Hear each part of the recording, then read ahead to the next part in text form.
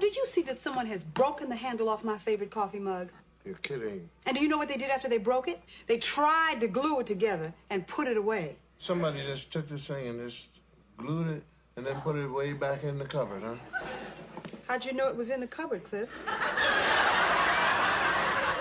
Because I just guessed that it would be way back in the cupboard. How did you know it was way back in the cupboard? Am I going to need a lawyer? I think so. You broke my mug. You see, I tried to. I see what you tried to do with all this old tired-looking glue all clumped up in here together like this. Pieces missing, all chipped up glue on the inside of the cup. But see, I did that on purpose. Why? So that you would think that one of the children there. Cliff, I almost went to the children and accused them. Right. And then they would have denied doing it. But I wouldn't have believed them. That's right.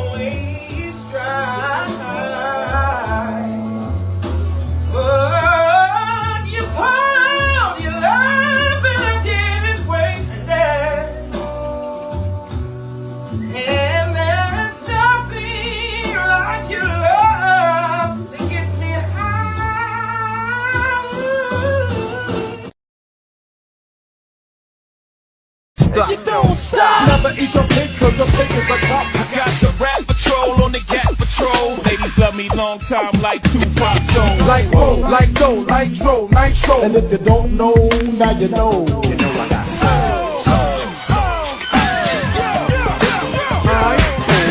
Up to the house in my 6'4". Oh snap! Guess what I saw? Standing on the front stoop, hanging out the window. Snoop Doggy Dogg and Dr. Dre is at the door. I jumped out the rock and said, what's up? Designated driver, take the keys to my truck. Pauline in my cook. Get nice, split the blunt up. Come on, everybody, let's get Get the fuck up.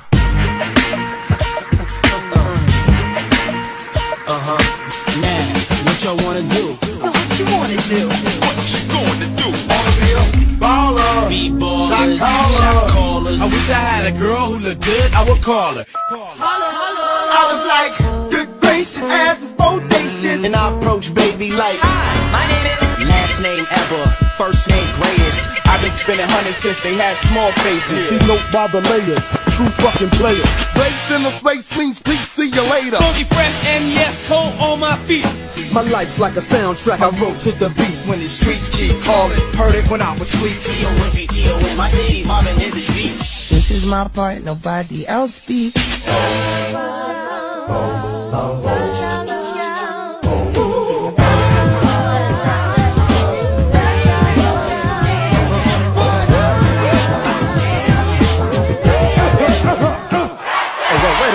Stop this shit. Okay. First, let me hop out that chopper, sister, brother, son. Showstopper, flow proper, head knocker, beat scholar. Girl, I want a waller in the back of my I know you ain't a pimp, remember what I taught you. Who am I? I'm the boss. I still represents what's your house. I go. Who shot Biggie Smalls? If we don't get them, they gon' get us all. Hey, you know how we ball. Right in the shiny car. And no regard for the law. We dodge them like fuck them all. Smoking hot, pouring up, keeping lead up in my cup. You leave no drink around me, believe your drink gon' get drunk up. Pumping hard like I wish you would. You the superstar, boy. Why you still up in the hood? We back. Back on the scene, crispy and clean. It was all a dream. It wasn't even close to Halloween when the MCs came to live out the name. Went solo on that ass, but it's still the same. Okay, first things first, I'll eat your brain. Eating whack rappers alive, shitting out chains. West side, when we rock, come equipped with game. Look, homie, I done came up and I ain't changed. Oh, yeah. Hold I up. don't mean to hold you up, but I got something to say. Come on. Give me the mic so I can take it away. Player haters, get away, or my leg will spray. Cause this type of shit, it happens every day. And I will never stop because I just can't quit. Mayonnaise, color bears, I push miracle whip. I gather round. I'm the new fool in town. I'm the young Harlem nigga with the Goldie sound. Down, down. When I came to get down. Get down, girl, go ahead, get down. I get money, money I got. Rock the beat that'll make your body rock. I told you I'm just like a clock when I tick and outside. This is the beat, y'all, and you don't stop. What I'm talking about, y'all, is hip-hop. Hip-hop, it's hip-hop, it's hip-hop.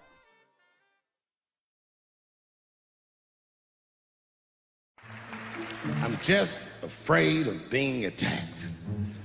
Happens to the best of us. Don't ever forget what happened to that French actor. You know what I'm talking about? Juicy Smouillet. He's a very famous French actor.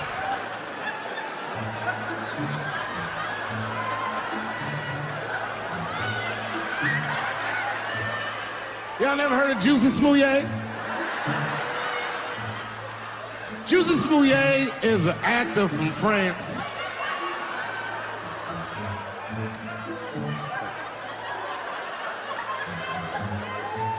And he became famous on a show called Empire. One night, he was in Chicago late at night and was the victim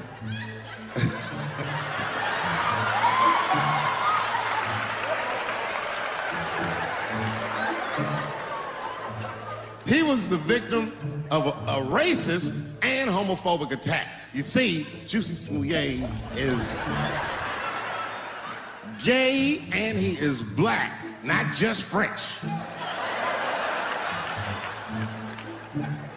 Oh, it was a crazy story. Apparently, when he was walking down the street late at night, two white men came out of the shadows with MAGA hats on, beat him up, put some bleach on him, and ran off into the night. Bye, have a great time. International news.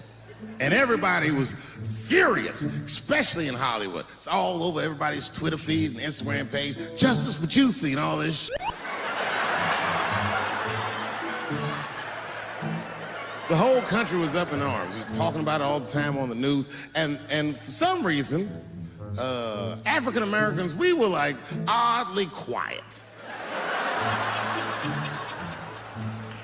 We were so quiet about this shit that the gay community started accusing African American community of being homophobic for not supporting him. What they didn't understand is that we were supporting him with our silence. Because we understood that this nigga was clearly lying.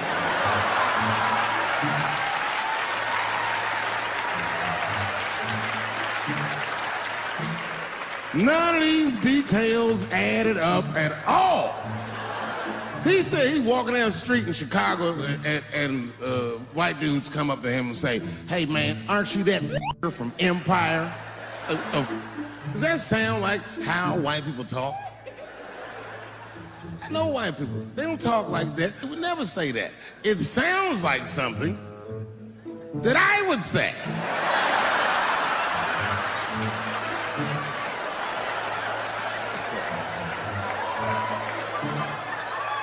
If you're racist and homophobic, you're not even gonna know who this nigga is. You can't watch Empire. Can you imagine if you was a police veteran taking this kid's police report? Okay, Mr. Smouillet, please tell me what happened. All right, 2 a.m. You left the house at 2 a.m. It's minus 16 degrees. All right. You were walking. You were walking. All right. And where were you going? Subway. Sandwiches?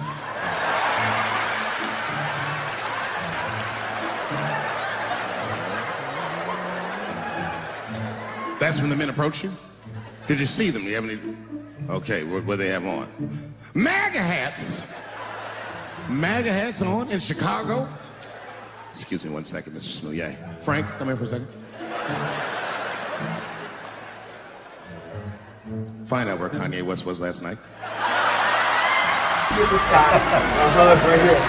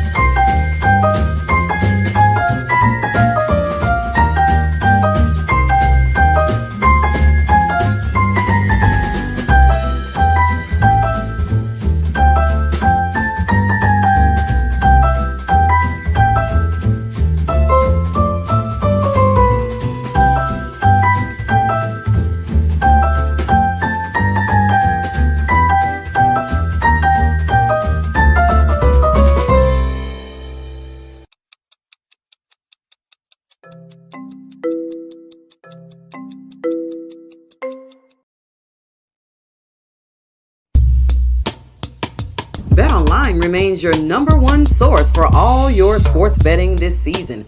Everything from NFL playoffs to pro, college basketball, UFC, MMA, and more. You'll always find the latest odds, team matchup info, player news, and game trends at BetOnline. With live betting options, free contests, and live scores for almost any sport or game imaginable. BetOnline is truly the fastest and easiest way to bet all your favorite leagues and events. Head to the website today or use your mobile device to join and receive your 50% welcome bonus with your first deposit. Make sure to use that promo code BELIEVE, BLEAV, to receive your rewards. BetOnline.ag, where the game starts. Talkin NOIZ make exception. Popcorn world.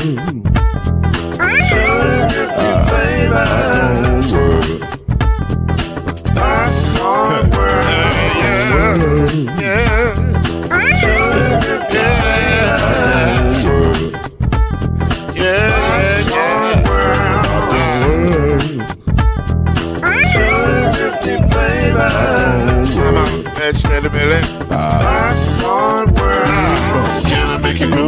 best I can. So you can get this groove in the back of a can. To make it rhyme and whirl and the holes in your hand.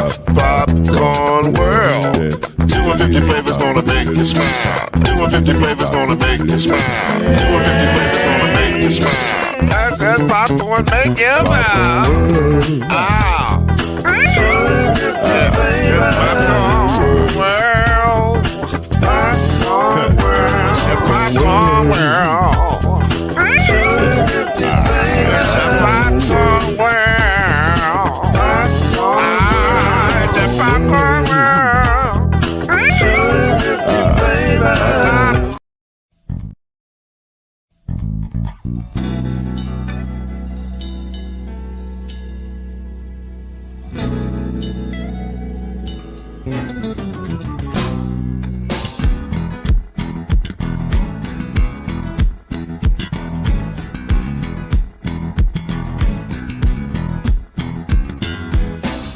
What's that saying? Breaking down the road, I'm smiling now. Speaking for the people who must go around. Taking truth to power, the whisper and the shout. We're talking noise. Oh yeah, talking noise. Hey yeah, say it again, say we're talking noise. Yeah, talking noise. Really don't have to fool around. Mama noise keeps us lined up. No truth divine. The sound that you hear is a sign of success. We're talking noise. Oh yeah, talking noise. Yeah, picking up all the sound. We're talking noise. Yeah, yeah. Talking noise. Say it again. We're talking noise. Welcome to Talkin NOIZ, the daily podcast that brings you up to speed and keeps you informed about real issues affecting real people. With your host, Mr. Talkin NOIZ himself, Lloyd Spence. His beautiful wife, Mrs. Noise, Kenyatta Spence. The ever-informed Brother Noise, Alan Brown. And yours cordially, Uncle Noise, Shake Anderson. Come on in and join us as we reveal and opine today's most pressing issues. Real truth while having real fun. Talkin NOIZ is in your house right now. So sit back and enjoy Talkin NOIZ.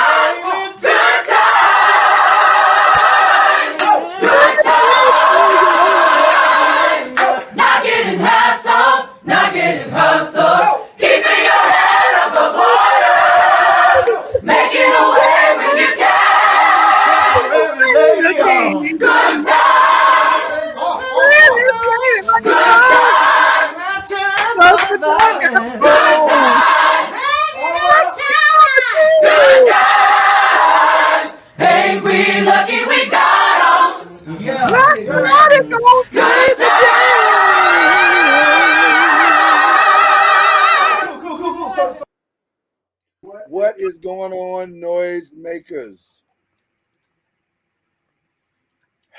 You heard what I said in the midst of the intro.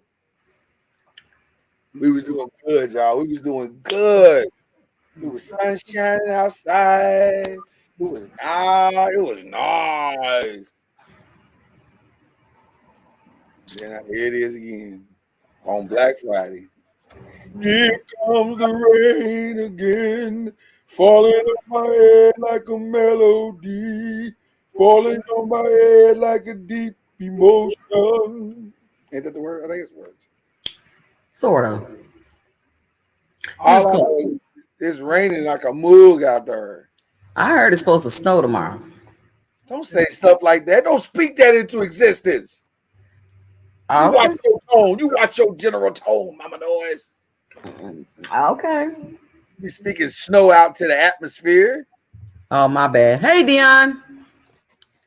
I thought you was talking to Al B. That's Al B. I said, hey, Dion, that's Al B right there.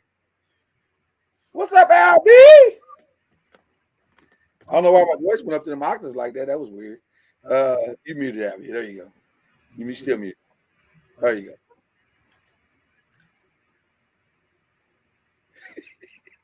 Am I muted now? Are you good to go now, brother? What's up, La Familia? Hey, man. You ain't choked nobody today, have you?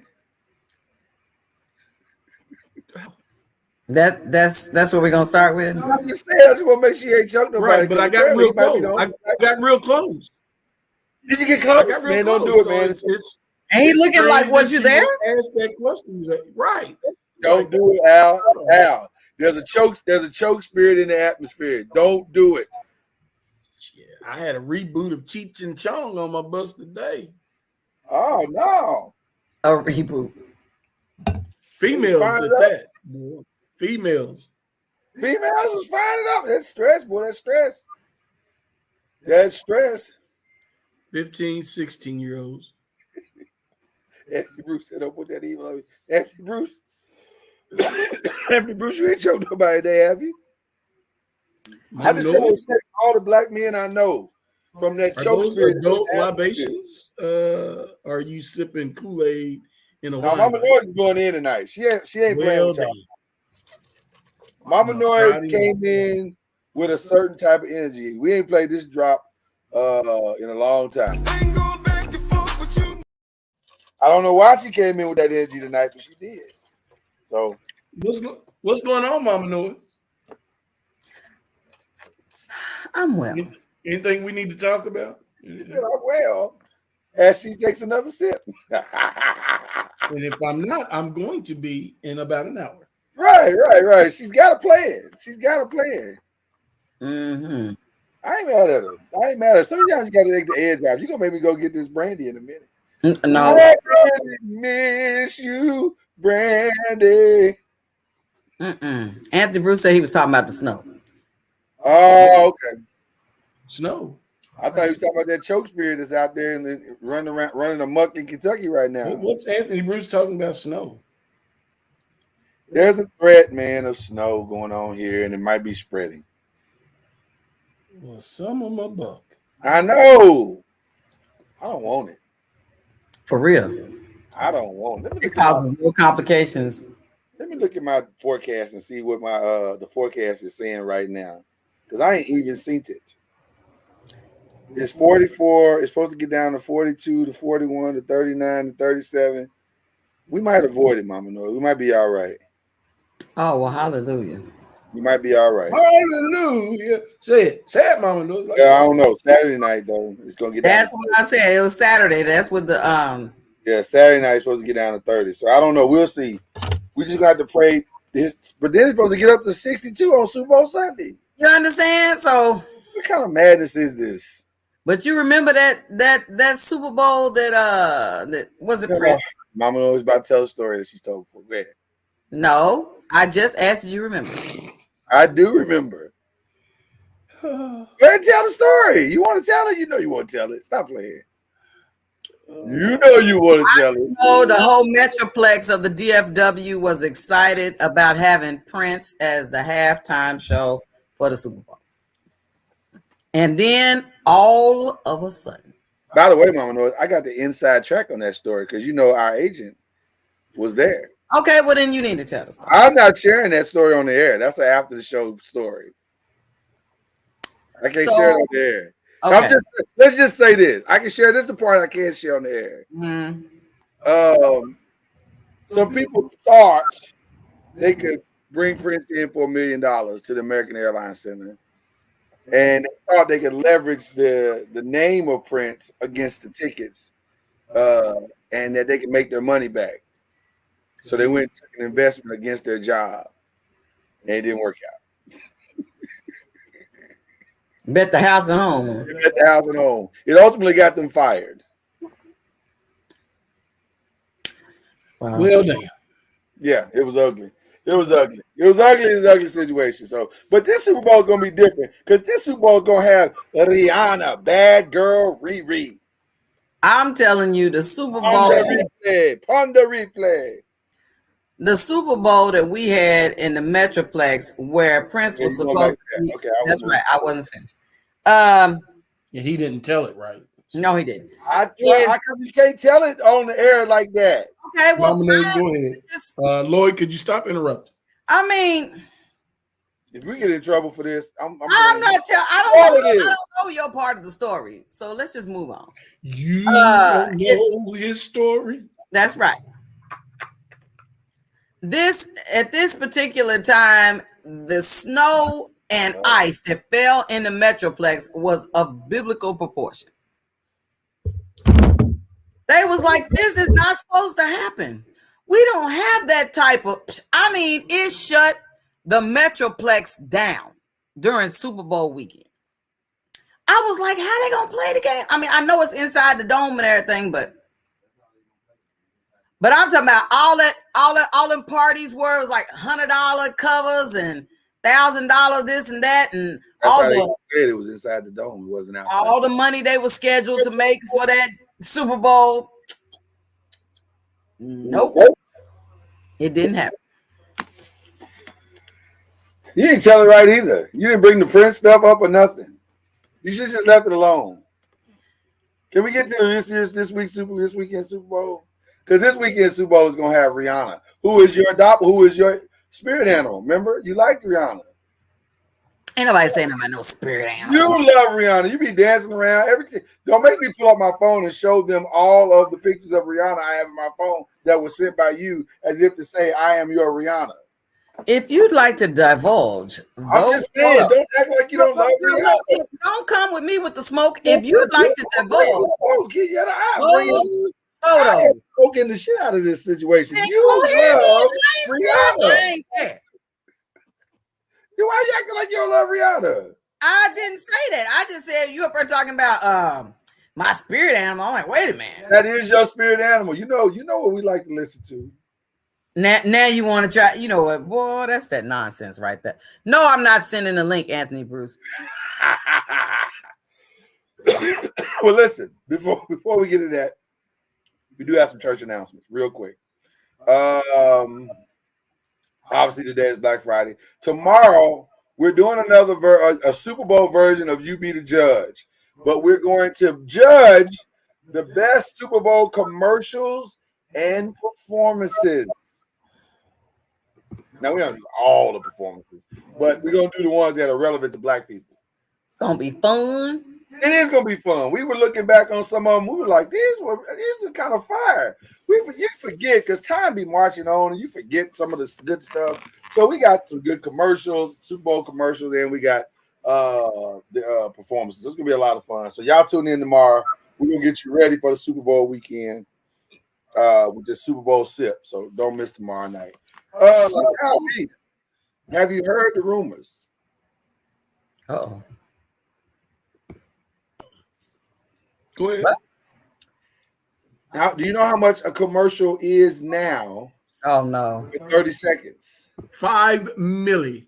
That is incorrect, sir. What? It's gotta be higher. 7 million. Oh my. 30 seconds? For a 30-second commercial this year's Super Bowl, it's gonna cost you $7 million. Oh, 7. I thought you said 11. 7. Well, why don't you go ahead and cut the check? I'm gonna pass. We just got to get ours by word of mouth. Cut the check. $7 million for 30 seconds. We're doing something wrong. Wow, we're not getting some of this money. We on Super Bowl weekend. What the hell? What are we doing? Go ahead and get Noise Media some of that airplay. I'm just saying. $7 million. God, dog, $7 million. First eggs and now this. No, first Beyonce and now this. eggs than Beyonce. I heard about the Beyonce tickets went on sale and folk was having a fit because they couldn't get in line. They couldn't get online. I think you can only get 4 tickets at a time. Well, Lord, what was they trying to get? People be trying to, what they try to do, some people will try to go online, buy a bunch of them, and then sell them on the black market. Yeah, you know the bots are going crazy. Like they do with PlayStations and everything else. Yep. They program a bot and it just continues to go in and buy and buy and buy. That's why those prices we were looking at last week, those were actual resale prices. Estimated resale prices is what I found out. Well, whatever they were too high. Shit. Yeah. Nevertheless, I will not be seeing Beyonce live. I'm probably gonna miss Beyonce this time. I'm gonna miss her. I've never seen her live, so let's start with that. I was alive when I watched her perform those times at the Super Bowl. Did you say I was alive? Yeah, so that's gonna have to count. Alive and live. Okay. What's the difference? Live is live. No. They're live. Mama Noise, watch the OTV. So don't entertain his foolishness. Why is that foolishness? Is it not true? Am I telling some deep-hearted fib? I was alive. I looked her right in her Beyonce eyes and said, "There's Beyonce performing in front of the peoples." Oh my goodness. Anyway, listen, it's gonna be interesting this weekend. A great game should break out on Sunday between the Chiefs and the Eagles. And then Rihanna's gonna do her thing, and then we're gonna see all these great commercials. I purposely have stayed away from YouTube, so I won't be tempted to watch some of the commercials, because technically a lot of the commercials are already out. So you can see them now. But I want to see them in real time on the Super Bowl. And here's the other thing: there's like 10 or 12 trailers. Yeah, which is crazy. I think I put it on the Noisemaker page. I don't remember it ever being that many. Has it always been that many? I don't remember it being that many. But like Fast and the Furious X, the final one is going to be out. I guess they're going to show another version of the Creed, which I think we get it. Creed is coming. I don't know if you need to remind us of that shit again. Yeah, if you went and seen Wakanda, you saw those trailers. I was gonna say you saw 20,000 trailers because they was like, So I don't. It's a lot of them. It's you pay $7 million, and then it's no. I stand corrected, because a trailer is generally 3 minutes long. So you are paying $42 million. Oh, Jesus. Oh, is my math right on that, Al? 3 minutes, 30 seconds. That's 6:30s, right? Yeah. 6:37. Oh, Jesus. So you paid for the film and an additional $42 million just to get people to come? What if they don't come? Oh, Jesus. What if they don't come see the movie? Woo, that's a lot of money, man. That's a lot of money, man. $42 million to show. Psh, hey, you know what that commercial would be? Come see this movie. Here's a sign. And I'd hold up a sign. It'd be like 10 seconds.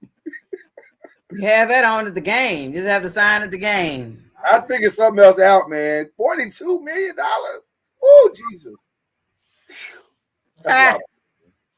That's a lot of money. Right, Anthony Bruce. That's why they raising the price of popcorn. Oh, man. Listen, we don't buy popcorn at the place no more. We have a hookup with that. We just go to doingtheworldofflavor.com, Popcorn World. We use our 20% discount code at Popcorn World, and then we buy a big coat or Mama Noise brings a big purse. What? That's what we do. Why you acting no more? Trying to put me out. The rebirth of Bambi. You know what I'm saying? Wow.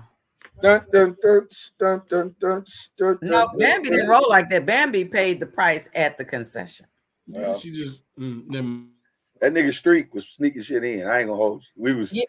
we I used to love when it was winter because it made it much easier. Mm-hmm. I think the statute of limitations has worn out. So I'm great. Anthony Bruce. Me and Anthony Bruce and the crew, we used to sneak sandwiches in all the time. We used to sneak whole sub sandwiches in. See, I would never get that bold. I'd be afraid somebody because see, I would be afraid that the people that's just supposed to rip your ticket be done said something and say, we ain't got the sandwich in our hands. Then they're gonna say, step over here to the side, we have a few questions. And I'll be like, no. First of all, you gotta act like you've been there before. So you walk in, you wear your trench coat or your big. Back then, it was the trench coats, or what was the other coat that we used to wear with the football teams? The starter jacket. You can wear your starter jacket, and if you wore a starter jacket, that meant you had to break your foot long in half, put one half on one side, one half on the other. But if you wore a trench coat like I would wear, I just put the whole thing in one side of the trench coat, and then put the tips in the other side.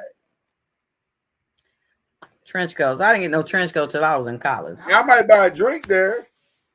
Because you can't really sneak a drink in. That's weird. Listen, that's when you sneak in a soda can. Listen, one time. You don't have to do that. Your parents have money now. My mom took the kids one time to the circus, and I was like, oh, okay. I said, Dad, well, the circus is just as expensive as a movie theater. Everything, they like, you want some of this? Everything start with $10. And I was like, Dad, it's expensive. Till she pulled her purse open, and she had hot dogs in a bag. She had the buns in another bag. She had stopped by the Dollar Tree and got all these candies and stuff. I said, oh my gosh. Mama Noise. Black people have always been resourceful. we ain't paying for that shit. We ain't doing that. We ain't paying for that. It's about resourceful. We're gonna finance the movie and I'm not gonna take out a loan to go to the movies. Oh my gosh. You do now, practically. No, I'm not doing that. And if I'm gonna eat at the movies, I might as well get a full meal. So we get that sub or get some Whoppers. We've done Whoppers before. Buy 2 Whoppers. Remember when the 2 Whoppers used to be like? Oh, that was when Whoppers was good. Yeah, this is back when they was good. Hello, let me answer that. Okay. So there it is. Al, you ain't never snuck no food in the movie theater? He said plausible deniability. Sir, I just went to Wakanda, and I couldn't have put a toothpick in my pocket. I had so much candy from the Dollar Tree. That's my brother right there. That's why I love him. Because guess what? The Dollar Tree candy is the movie candy. It's the same candy. Exactly. I don't know why people don't understand that. It's not a different candy. Just go to the Dollar Tree and get your candy. Now at the Dollar Tree, flip them numbers. It's $5.21 at the theaters. That's ridiculous. That's ridiculous. But now at the movie theater, they be trying to say large bags are not allowed. Whatever. That's why and I wear what large. they've done in the name of COVID? It used to be when you bought the large popcorn, you get free refills. Yeah. No free refills. No free refills. You can't even get the free refills no more. So now you gonna get me on that too? Yep. Dirty. What? I can't get no butter? It used to be that I was back at the concession stand, or one of the kids I would send back for refill popcorn before the credits were even done. Wow. I power walked popcorn. Power walked? Even here in the house. If you ever know that I'm eating popcorn, you bet your bottom I won't be on screen. Because I can't do that dainty popcorn eating thing. Yeah, I can't either. I got to go in. I'm big fisted in there. I'm eating popcorn by the handful.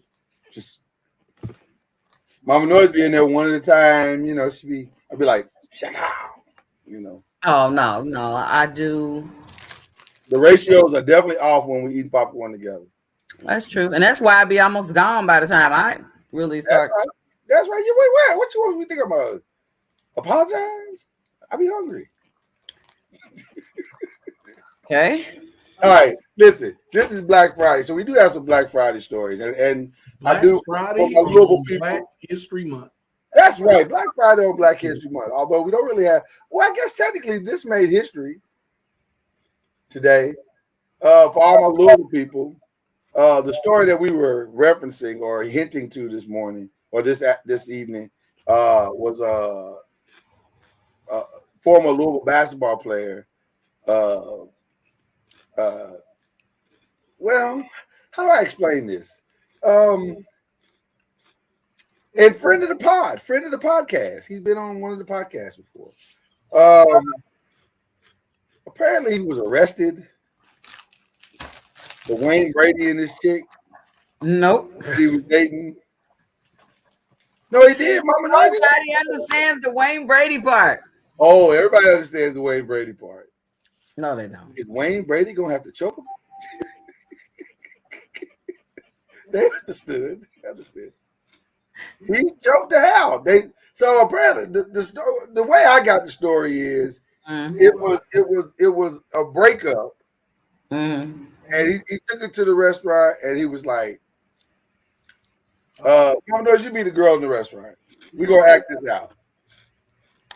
Okay. Okay, you're the girl. Then y'all better do it right. We'll do it right. We'll do it right. Because I have no clue who you're talking about.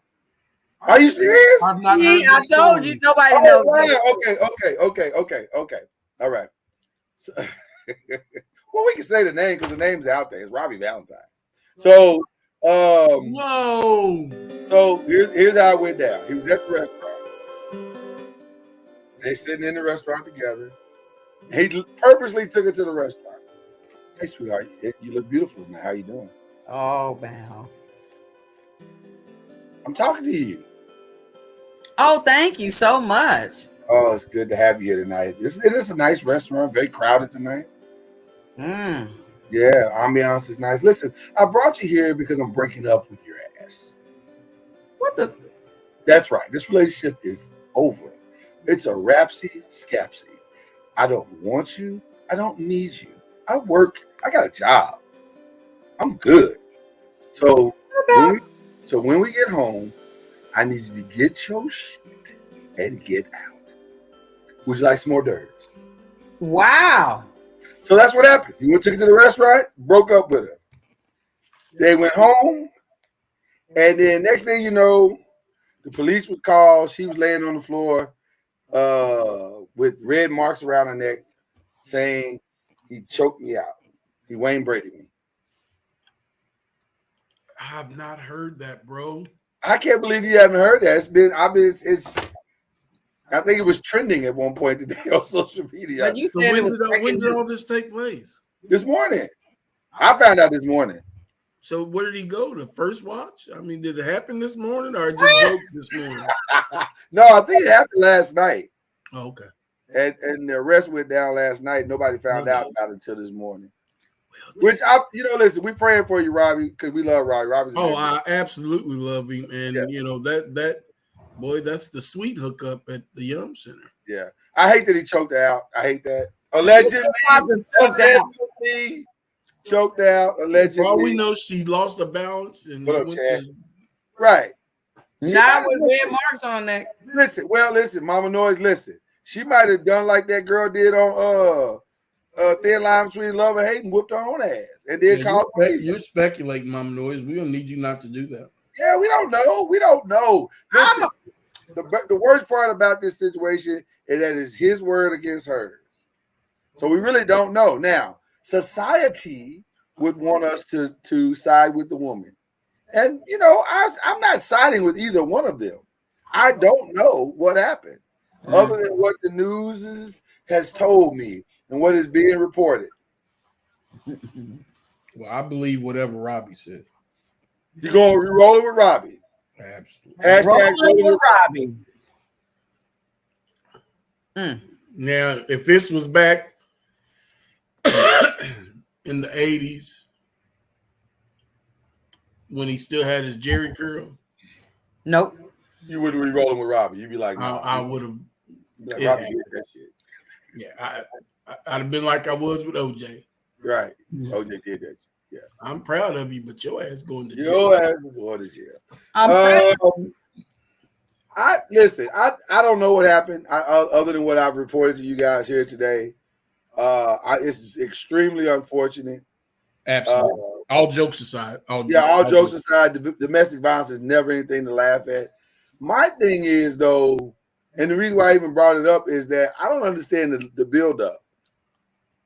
Like, why did you take her out to eat? What was that about? Like, why did you, bro, just send a text or change the lock? So what do something unless there's a history of violence and you didn't want to do that in a secluded situation. But you ended up there anyway, allegedly. Allegedly ended up there anyway. According to the article that I read, there was drinking involved, so there was an alcoholic influence. But I just hope it ain't true. I hope it's not really true. I hope that there's just a misunderstanding and, we got to work this out. I don't want to see a brother go down. That's a big brother. Yeah. So. He's like a giant. But I thought my Louisville people would be a little shocked by that one. Absolutely. I have not heard anything about it. I can't believe you hadn't heard. But that wasn't the only one that went down this in the last couple of days because apparently Michael Irvin was accused of grabbing asses himself. He in a hotel lobby, and I don't know if he grabbed the ass or what did he do. It wasn't. The article I read said that he was saying that he did not touch her, and now he talked to her. And now he's suing her for $100 million and the hotel because of him snatched from the Super Bowl commentary. Can I be very clear about this one in the hotel? This is really an easy case to solve. Like, this ain't hard at all. Really? It's a hotel. It's a 5-star hotel. All you gotta do is grab the film that's probably on a security camera somewhere that shows their interaction. Yeah, but it doesn't usually give audio. It doesn't. But my point is, if it's this, whatever she's saying that he did what? He assaulted her or said something to her that she didn't like. Was it verbal or physical? She accused him of misconduct, whatever that means. Well, my thing is that who does misconduct and then put in a call to the NFL and then say, just want you to know, your boy was at the hotel last night. Well, she didn't call the NFL, Mama Noise. She filed a complaint or whatever, and then the complaint got out, and the NFL found out about it, and then that's how it just kind of snowballed on Mike. But Mike said that's some bullshit, and so what I'm gonna do is I'm putting cases on all you. And I ain't mad at Mike, because if I didn't do it, and y'all try to destroy me and destroy my name, your credibility, you believe I'm coming with the same energy y'all coming with, and all that Super Bowl money. One of my favorite stories. This is a weird thing to call your favorite story. But one of my favorite stories is when Nick Anderson. Now, some of you may or may not remember this, but Nick Anderson was accused of raping a girl when he was with the Orlando Magic. And that story broke at 3:00. By 3:30, Nick was having a press conference in the Orlando facility saying, I didn't do it. She is lying, and I'm suing the shit out of her. That lawsuit went away. That chick went away so fast, her head was spinning while she was walking out the door. I'm just saying, if I'm innocent, I am bringing big innocent energy. Facts. And you going please listen. For all of you who may here in the very near future want to, I'm putting it out there right now. For all of you who may want to try to target your boy, I'm telling you right now, I'm coming for your ass if you try to bring that shit on me. I'm coming for you. I'm coming for you, your kids, your grandmama, your auntie, your uncle. I'm gonna own your raggedy car, the dog, your goldfish. I'm taking all that. I can promise you that. Folks is just Don't play with me. Folks is just suing folks, just like. I'm just saying, don't listen. What you're not going to do is destroy my good name and my reputation and try to destroy my business on something that I didn't do. Mm-hmm. Now I understand why celebrities don't want to be wanting to sign autographs and talk to people in private situations because, man, we live in a litigation world. Everybody want to sue everybody. Right quick. Yeah, and he did such and such to me. He did such and such to me. No, you bring that over here to the Spence family. We got something for you over here. I'm just saying. Tony Bruce? Yes. If they'd have jumped up Anthony Bruce, I promise you I'd have sued them. I'd have sued every single one of them. You know, you didn't have to bring it up. Tony Bruce, you got ready energy, bro. You got Tony Bruce got receipts, energy, bro. What's that about? Oh I'm my just saying, God. Al, am I wrong? Do you understand what I'm saying? Mama Noise, Al, y'all understand what I'm saying?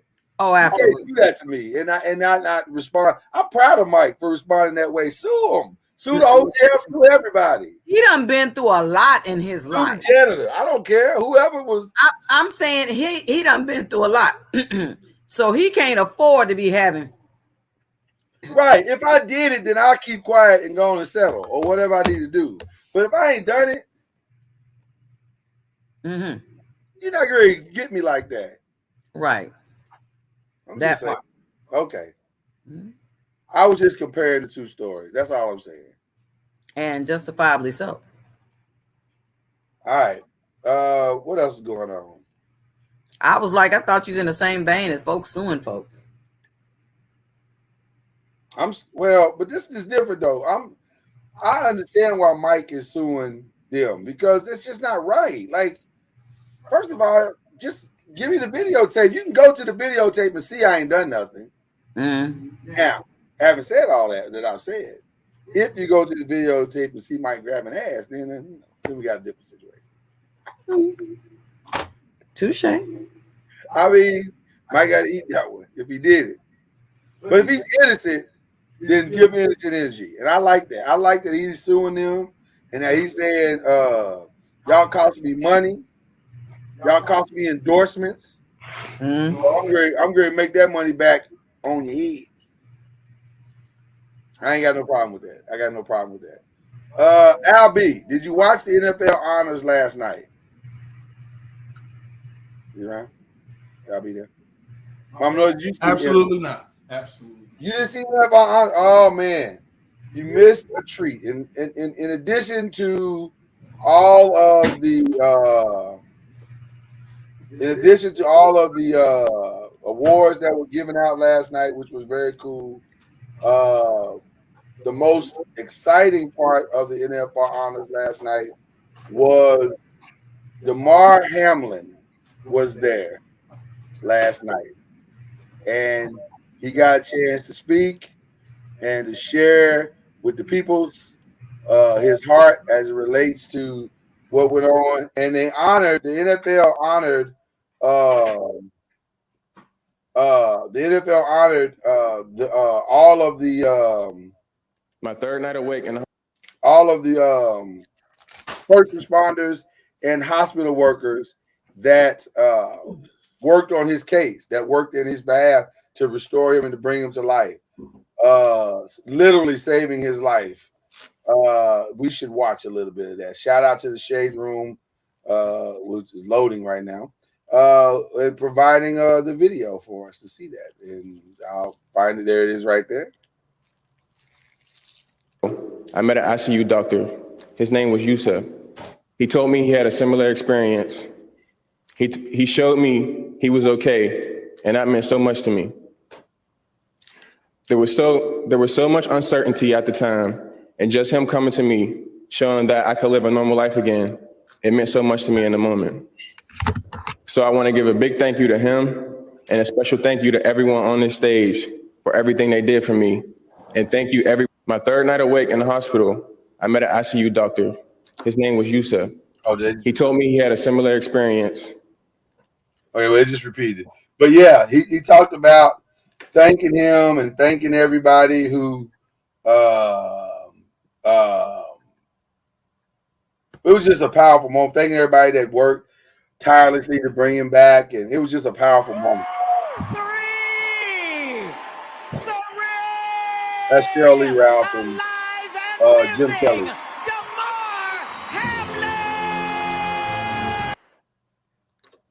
Really? Really? Internet, really? That's what we're doing? Wow. Out of the circumstances. Sudden cardiac arrest was nothing I would have ever chosen to be a part of my story. But that's because sometimes our own visions are too small, even when we think we are seeing the bigger picture. My vision was about playing in the NFL and being the best player that I could be. But God's plan was to have a purpose greater than any game in this world.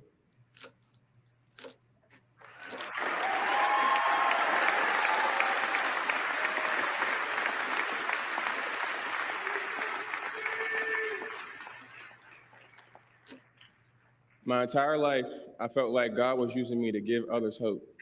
And now with the new set of circumstances, I can only say he's doing what he's always done. I have a long journey ahead, a journey full of unknowns and a journey full of milestones.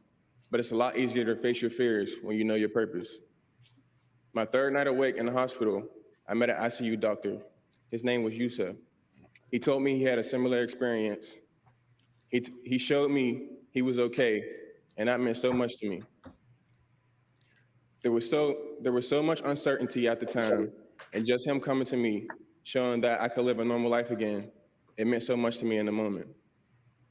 So I want to give a big thank you to him, and a special thank you to everyone on this stage for everything they did for me. And thank you everyone around the country and around the world who prayed for me and hoped for me. The journey will continue. There it is. There it is. Damar Hamlin in the flesh. Wow. I saw somebody on Facebook posted that he will play again. Did he make mention of that? He didn't mention that last night. In fact, he stayed as far away from that as you possibly can. In his speech, he basically simply said, I have a long journey ahead of me, and that's it, but I'm gonna do the work, and I believe it's gonna work out. But I'm sure his desire is to play again. I don't know how that works though. Well, he said milestones and unknowns. So, he's just going to keep moving forward and well, I guess what I'm saying is in the specifics, Mama Noiz, I don't know how that works. Like, when you say milestones and unknowns, are some of the unknowns your heart has to prove that it can not do that again upon any kind of impact?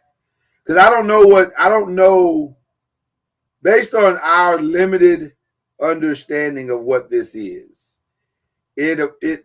As we understand it, it was something that happened in the most flukish of ways.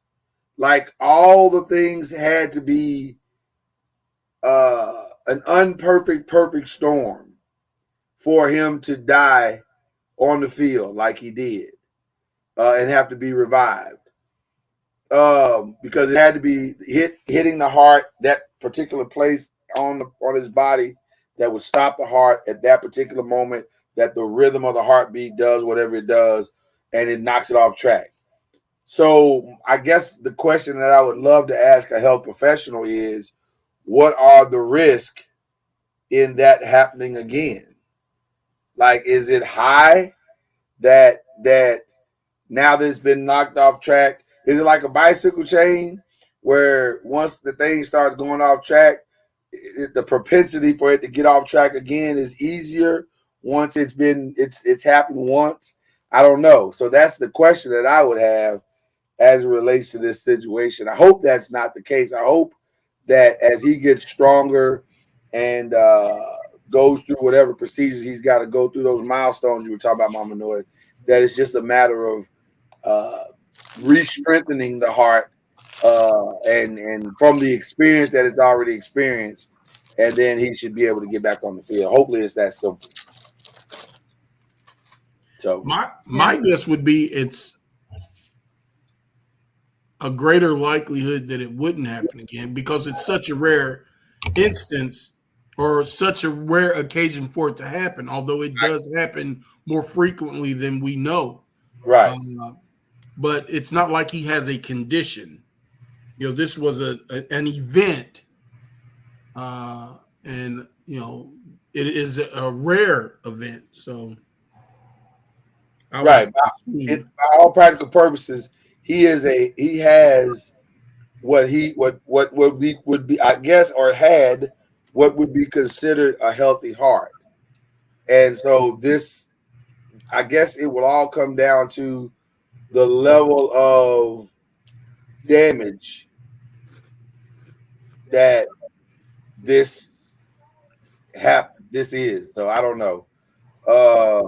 But hopefully it's not so bad that he can't come back. I'd love to see him do what he loves to do again, as long as he can do it safely. You know what I mean? Mm-hmm. Yeah, we'd love to see him do what he does again. So, how could he not when they gave him the contract? I thought they. Well, the contract that he had for this year, that's already gone through, and he's fine, and it's a done deal, and he'll get that money. It's next year that may be in jeopardy or whatever. Yeah. Okay. So, but we'll be praying for DeMar. But listen, the football part of it is very much secondary to, and thirdary and fourthary and ninthary to the fact that he's alive. And by the way, What? What'd you say? What did you say? Non-dairy. Non-dairy. You know, I'm lactose intolerant. I understand. But yeah, it doesn't matter. Because guess what? Whether he plays in the NFL or not again, I can't imagine that he can't build a career and a life in sports in some capacity. Whether it's being a coach or being a speaker, motivational speaker. There's so many. I think DeMar's going to be okay. I think he's going to be okay. So I think his future is in good. The Lord has his future in good hands. So there you go. Mama Noise, you got anything? I'm trying to. I think I'm trying to stall. Oh, okay. Well, when you was talking about contract, I didn't know if he was in the same vein about Shannon Sharp. Shannon Sharp. What happened with Shannon Sharp? The football player that was being accused of the monies in Mississippi taken away from the welfare system. Oh, yes. Let me bring that one up right now, Mama Noise. Al B will enjoy this story considerably. And let me answer Lewis Martin's course. What up, Cuzzo?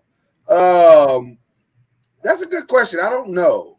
I don't know because it's such a fluky.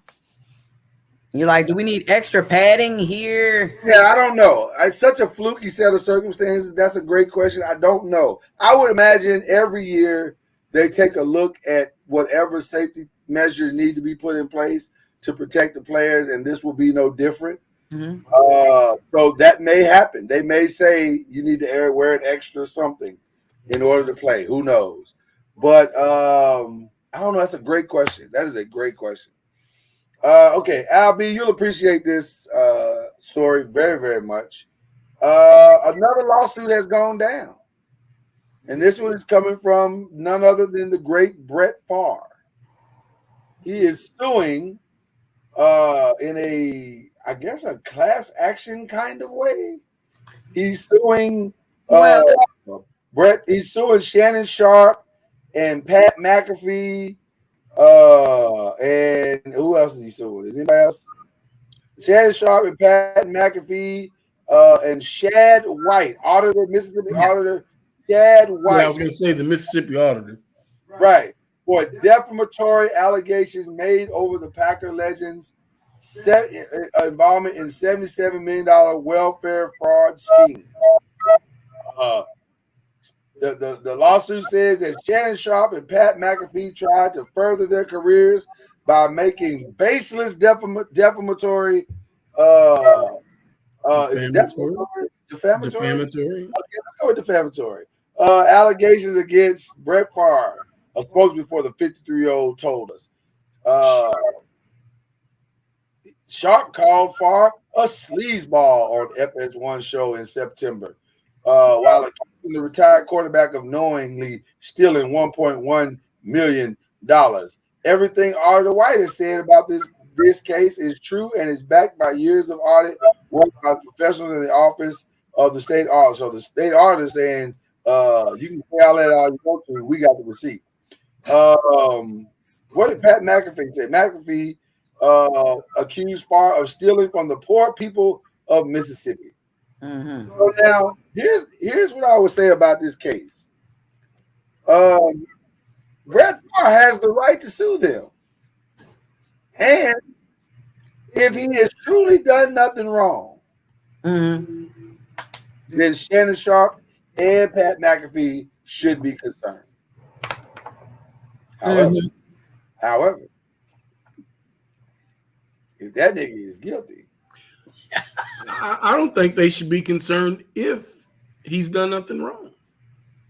Okay, I'm listening. And the reason I say that is they're only going off the basis of reports filed by the state auditor. But in their statements, they didn't say what I just said. They didn't say, if he did something wrong, then these are our feelings. Do they have to? Because the auditor had reported that he did something wrong. Well, now listen, the auditor's got the receipts. I see the part that's really screwed up about all of this is that while he is saying Shannon and Pat McAfee owe me an apology, the auditor is like, the auditor had a far different response, more in alignment to how we feel about certain things on this show ourselves. The auditor was like, I got receipts, Playboy. You can whatever you want to say about what they said, that's fine. But I'm sitting here with receipts. So all that boo you talking over there?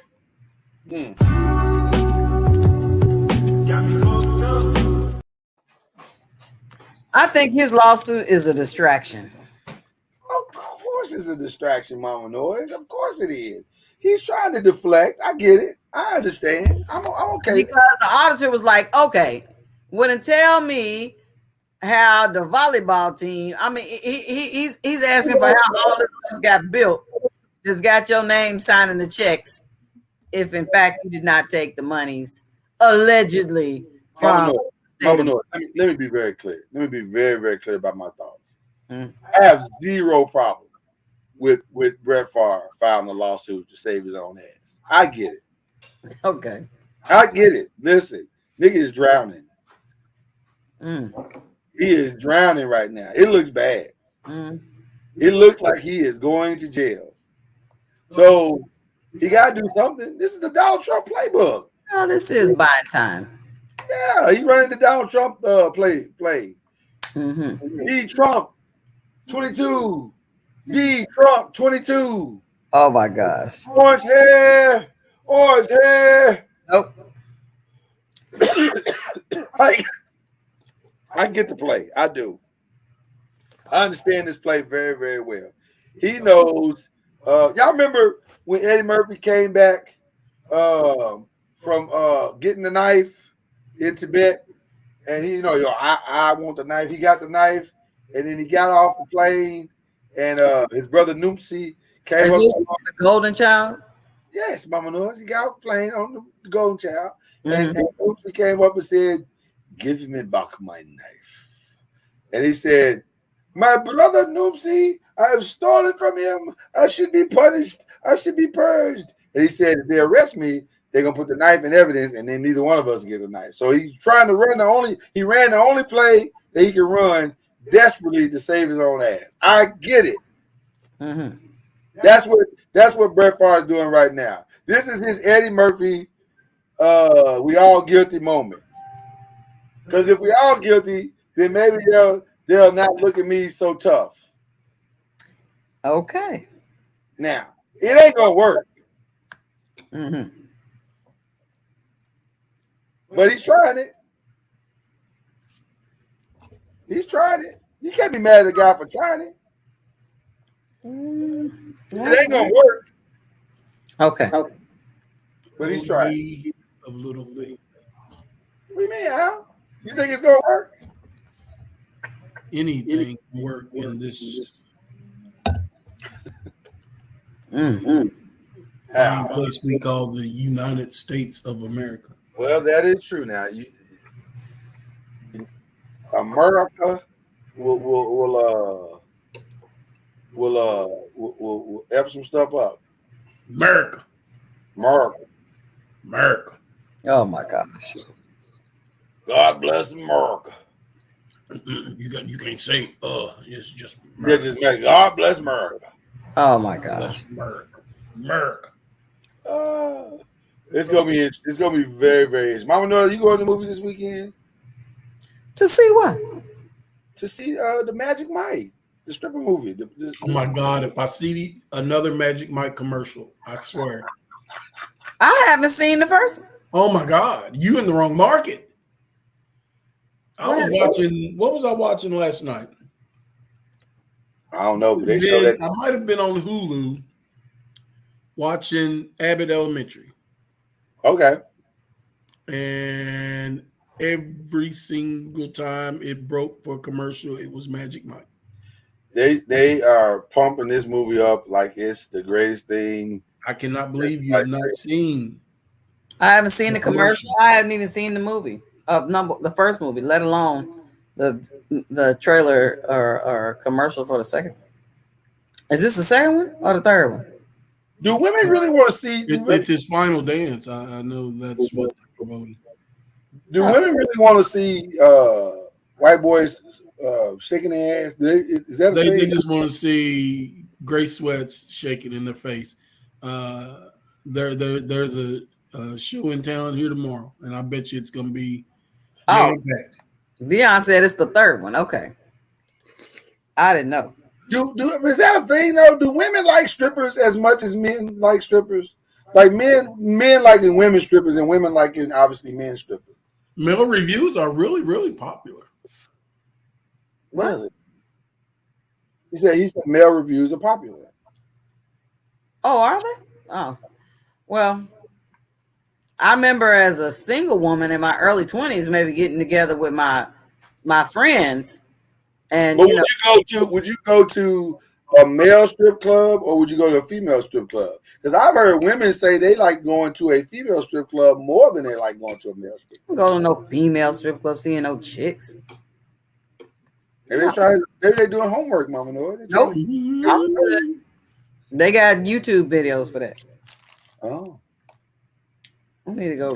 You can YouTube that shit? Oh, whatever. Send me the link. You can YouTube practically anything, and that's very disturbing. Send me the link. Nope. Anyway, it was. I just went with a fundraiser with some of my friends, and it was a fundraiser on campus. Other than that, I never went into an actual strip club. Okay, all right, fair enough. Cuz, what's going on? Right on cue. I don't know why you muted. We can't hear shit you're saying. I'm not muted. Oh, okay. I thought you were muted. All right. But that was weird. You were moving your mouth. We couldn't hear nothing. So there you go. Cuz, it's good to see you, man. How you feeling? Uh-oh. I'm doing well. All right. How about yourself? I'm good, but you look disturbed. Like something's on your mind. Oh, here.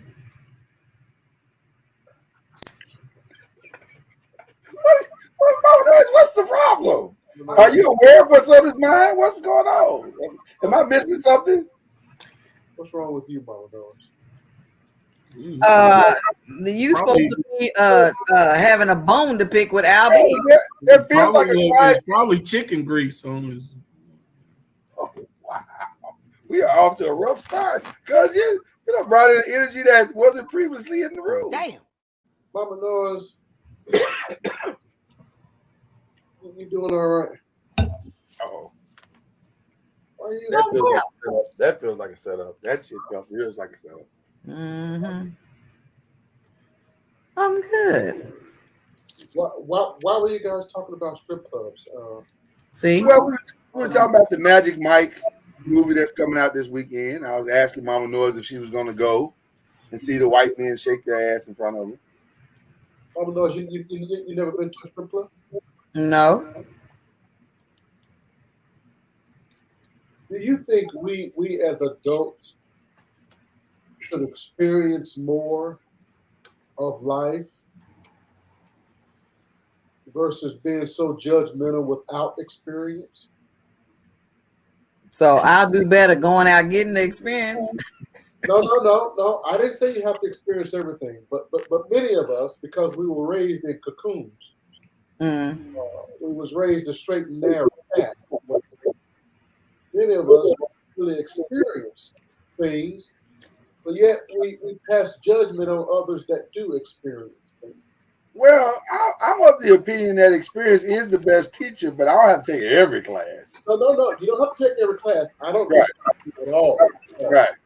But many of us, our Christianity should be the I don't do this faith. I don't do that faith. I don't do that. I won't do that. What do you do? I mean, shit. You just have a problem with. It's a bored ass individual. Right. You just have a problem with Christians that don't do anything, or more importantly, that claim they don't do anything. Right. That's what you said, really. Right. Well, I'm gonna say something that's gonna be wildly unpopular. Here we go. But I know I'm telling the truth. Mm-hmm. You are not gonna convince me ever that every person that's sitting in church that is single or whatever, that they just sitting at home, completely abstinent, they're not masturbating, they're not doing nothing, they just at home with a Bible in their hand, watching TV and listening to praise and worship. Azari, this is time to mute and moderate. It might be time to mute and moderate. It might be.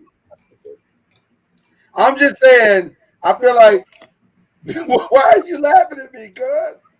I'm just saying, I just feel like, it's just my opinion. I could be wrong, but I don't think I am. If we were to look at the percentages, or we were to do one of them black lights on people's hands. Not the black light. I have a feeling it would reveal some wildly uncomfortable truths. So that's my point. Not that you gotta tell everybody your business. That's not what I'm saying. No, I'm just inquiring. Is it a sin to touch yourself, to feel on you? It is thought in some circles that the touching of oneself is a one-way ticket to bust hell's gates open, or it's a gateway sin. I mean, well, then ain't we all going to hell? Well, depends on who you ask. I'm just saying, I just feel as though we're not being completely honest about that particular sin. I feel like every man. Yeah, it's very few men that they had at least one experience. If he had one, he did it twice. Right. If he's had two, he won't stop. I'm just saying. Mama Noise.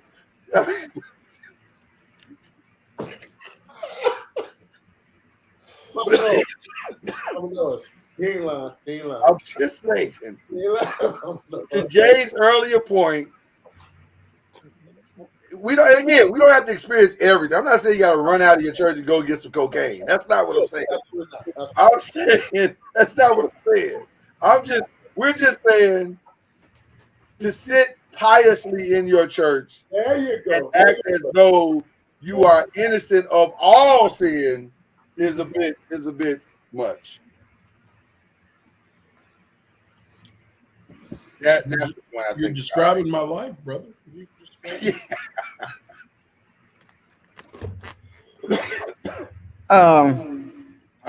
all I was saying. But that doesn't feel like the tension that rests between the two of you, Jay. You and Mama Noise. There's a weird energy that both of you are bringing here tonight. What seems to be your beef, or is your beef with Mama Noise?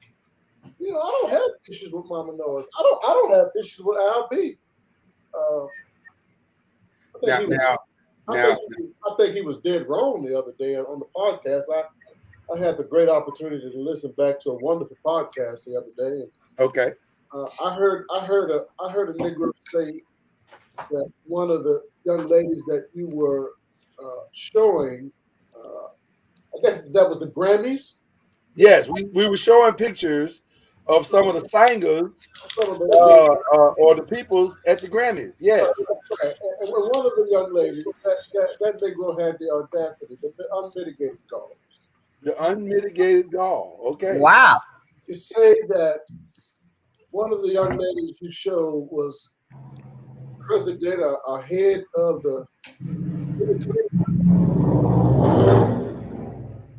I just thought that was highly inappropriate. Repeat that because I think the background noise blocked out what you said. You said the young lady was what now?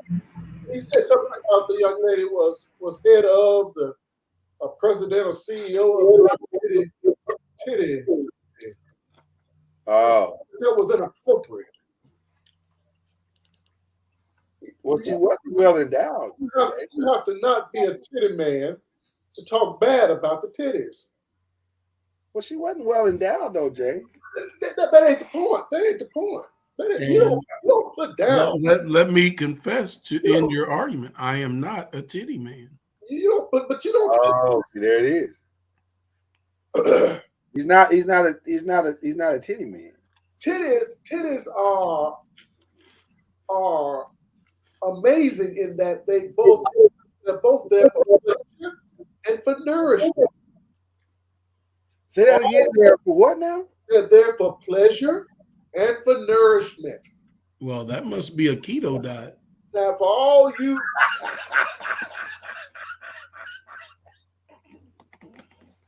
I think I said the keto diet. Oh my God. Oh. Oh my God.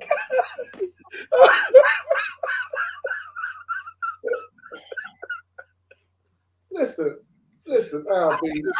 I think this is the young lady right here, right, Mr. Noise? Mr. Noise, you right? This is That is her. That's her? Oh Lord. Oh Lord. Is that her, Mr. That is little CC. Okay. That is little CC. Oh, and yes, CC is not her cup size. Oh. Did you say C is not? And see, Anthony Bruce is in the chat talking about that's why you can't get no White Castles out. Savage! I'm a savage! Oh! Oh my God, you got me over here in tears. I am laughing so hard. Woo. So Al B, what you saying? Honestly, now this is real talk. You find something wrong with that woman's breasts? No, sir. Just referencing that they are rather small. They are beautiful, small, itty bitty breasts. Itty bitty. She is a beautiful woman. Itty bitty is not appropriate.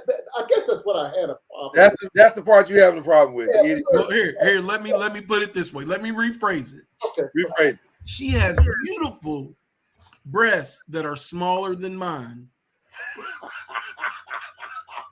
Wow! Oh my gosh! That wasn't any better. Oh my God!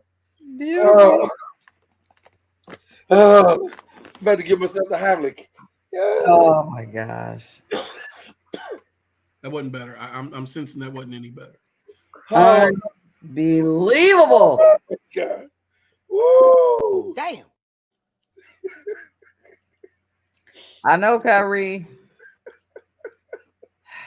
It's your man. First of all, Al B, she's a relatively young lady, looks like. Right? Oh God. I don't know how old she is. I'm asking. I don't know. I don't know. Let me hear. Y'all talk amongst yourselves. I will find out. I think she's 35. 35. I think so. Oh, she don't look 35. No, she don't look no 35. Or 29 or 35. She's somewhere between 29 and 35, if I'm not mistaken. But let me confirm that though. She's not 17, is what I'm trying to tell you. I'm thinking 25, 26, 27. Oh my God. I'll be you on fire tonight. Let me just tell you, nigga, you are on fire. Oh Woo. my gosh. That was funny. Lord have mercy, that was funny. She was only 23. No, she's not. She's young. Yeah, she's only 23. No, she's 35. She's born in not 1987 unless it's a different guy. Oh, so she's not the vegan model? She looked like a vegan model. Oh, I got the wrong Antonio Brown threatened to expose, and maybe I got the wrong person. Mm-hmm. It's possible. Believe it or not, there are 2 little CCs out there. Oh, this one may be Sydney. This one may be Sydney Christine, Cydney. I think yours is the right one. Mine may be the wrong one. Yeah, I don't think she's 35. But what's your point, Ninja? She's Right, young. what is you right? She's young, Mr. Albie. She's young. So you said they're gonna grow, she's gonna grow into She has some growing to do. She needs to find the right guy to pull on them and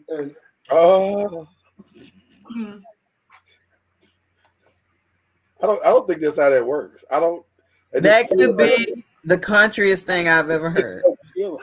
So your whole beef with me is Miss Sydney has not had her tatas tugged on. Oh, this is out of Hey, somebody has to, oh my gosh! In order to encourage them. Somebody got to do that. You gotta encourage them. Oh my God! Well, we will be sure to let her know that Cuz my gosh! She's let somebody tug on her tata. And then when she has a baby and oh my gosh, eat greens and bread, they gonna grow to this. Okay, so it's just time. So we're just talking about time. She needs some monkey bread. Monkey bread. Oh my goodness. Oh. I haven't had monkey bread in many years. Oh my God! Never had it, but I saw the wonders it does in Beauty Shop. The movie Beauty Shop. Right, filling out of an individual. It helps with the filling out of a waterhead. and we have double confirmed that it is indeed the 23-year-old who I guess messed with Antonio Brown at one point. You mean elder statesman Antonio Brown? The football player. Oh, I thought you were talking about the comedy show. Dude. He's much older than her. Well, listen. As long as she crossed the 18 threshold, it's all legal. Trying to be on the come up. He's in his 30s.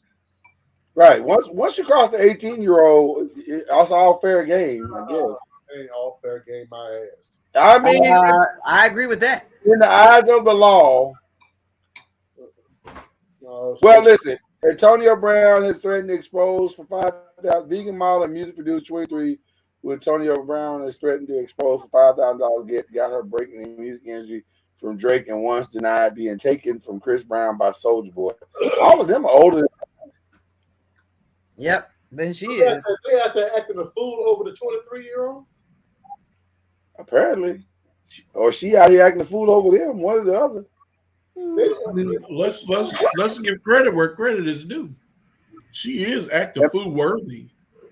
And by the way, this is a story from last year. So this went down last year. Almost a year to the date.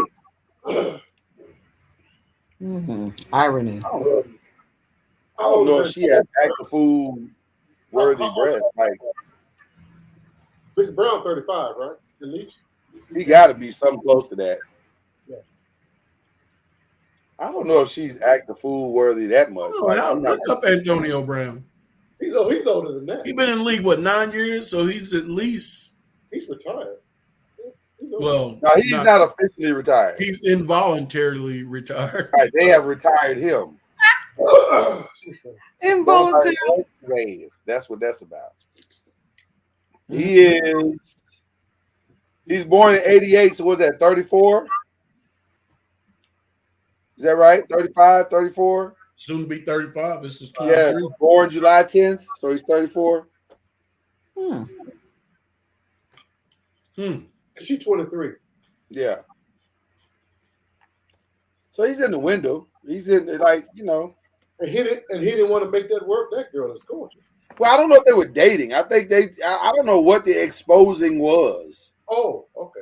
He was going to expose her for something. Like for tracks she didn't do or something. I don't know the story. I don't really care. He is the exposer. He was trying to put on Instagram some girl having Oh yeah, now he will expose your shit. He will put you out there. Wow. That's not the right phrasing, Ron. Moist behind the years. That's not moist. Oh. Is a little. Yeah. Why you gotta say moist? I don't know. Personally, I love it. First of all, I love the word moist. I think moist is an awesome word. Oh my gosh. When used appropriately. In context, right? In context. Right. You have to use it in context. Hey, Even in context, I don't understand why women despise that word. They hate that word. Why do y'all hate that word, Mama Noise? Why do y'all hate the word moist? Well, go on, Mama Noise. You answer, then I'm a No, go ahead, because you'll forget your answer. And it's gone. This show is off the rails today, boy. I'm trying to tell you. This is off the rails. No, I believe, and this is a deep thought, so you got to bear with me. I believe most women resent the moisture because the moisture is more consistent than they want it to be. What? Yeah, that didn't make any sense. Yeah, that didn't make any sense. That was raggedy. No, that was real. No, it didn't sound real. It sounded like if you spend any more time arguing real and raggedy, you're gonna forget your thoughts. So come on. Women have to invest in panty liners not just because of menstrual cycles. Well, we know that, but what does that have to do with not liking the word? They don't appreciate the fact that moisture slides more often than not. Mama knows I said something and I went left. I'm telling you. Well, I mean, are you trying to say the biological aspect of it? That's what I'm talking about. What's the problem? Talk about panty liners and stuff. I'm sitting there going, what is happening? You don't think women appreciate moisture? Oh yes, we do. Excessive moisture. I was gonna say because they want it be moist when it's supposed to be moist, but sometimes it can be a little annoying that they're always drip drop drippity drop drop. And see, I bet the better half of VNR Supper Club doesn't mind that word because of her culinary background. Right. Mama Noise, do you not like the word moisture because of what Jay has said? No, I don't know about because I personally think and it's not moisture. They don't mind moisture. It's just they're like moist. But they can't. I mean, what the fuck is the difference? I'm just saying. From dealings, and I know it's the same. It's the same word, but the word moist eats through them. You can say moisture all day. Look how proud Ron is right now.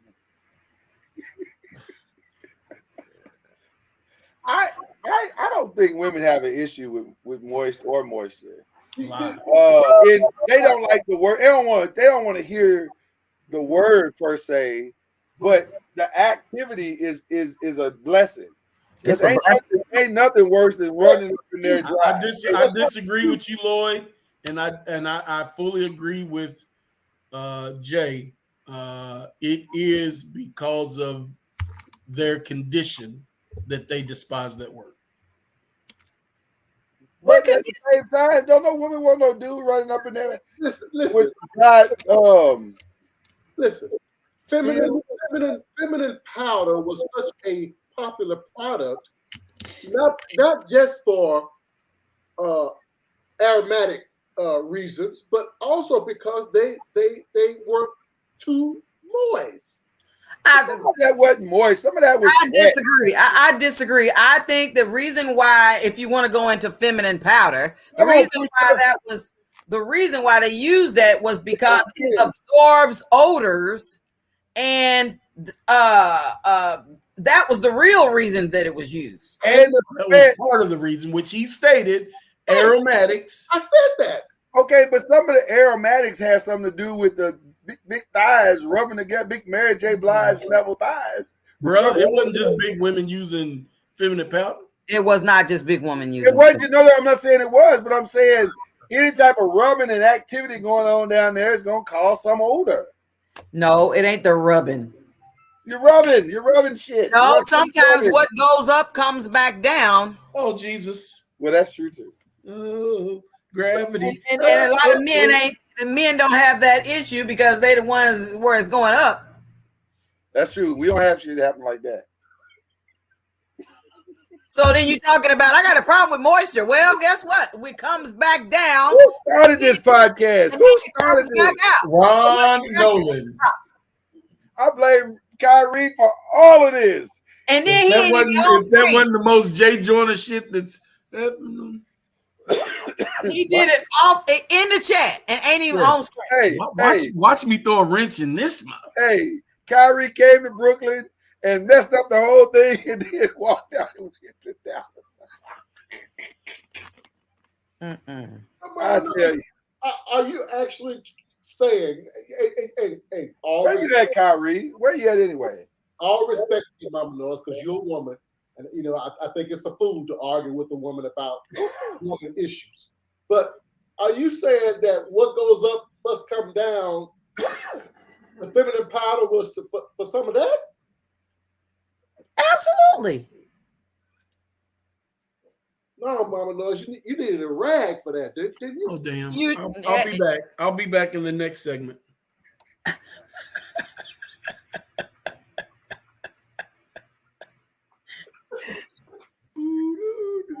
I'm saying if you ain't always in the place where you can get all that happening, just shake a little bit of that powder. That'll hold you over. Oh, Mama, no, I ain't never heard of that one. And you guys are always talking about, the release and stuff for the man and stuff. Hey, that stuff comes back down. Well, it does. I don't disagree with that. And that discharge, that moisture and all of that, it's got to, have somewhere to go. That's why they created them the inside a woman's underwear, the little white area there in the first place. So if you don't have panty liners, it's supposed to be cotton there to absorb whatever goes up that comes back down. They didn't create it, Mama Noise, to catch semen. Now you're going too far. Some of it, Mama Noise, it's discharge. Period. Discharge can be a combination. It can be, but. Big time. Young ladies, 13, 14, 15-year-olds have those in their panties, and they don't have that. I get what you're saying. Now, when I was in college, I remember taking the class and I had to do a paper on this. So let me just tell you, the part that I did the paper on was that that you need to be aware of is that a woman's vagina is like a stove. It's like an oven. It's self-cleaning. And so those discharges that come down is the body cleaning itself.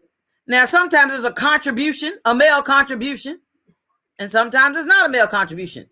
And sometimes it's you it's a woman putting sprays and all that other stuff down there. Because see, back in the day when I took this class, that was back when we had colored toilet tissue. Teach.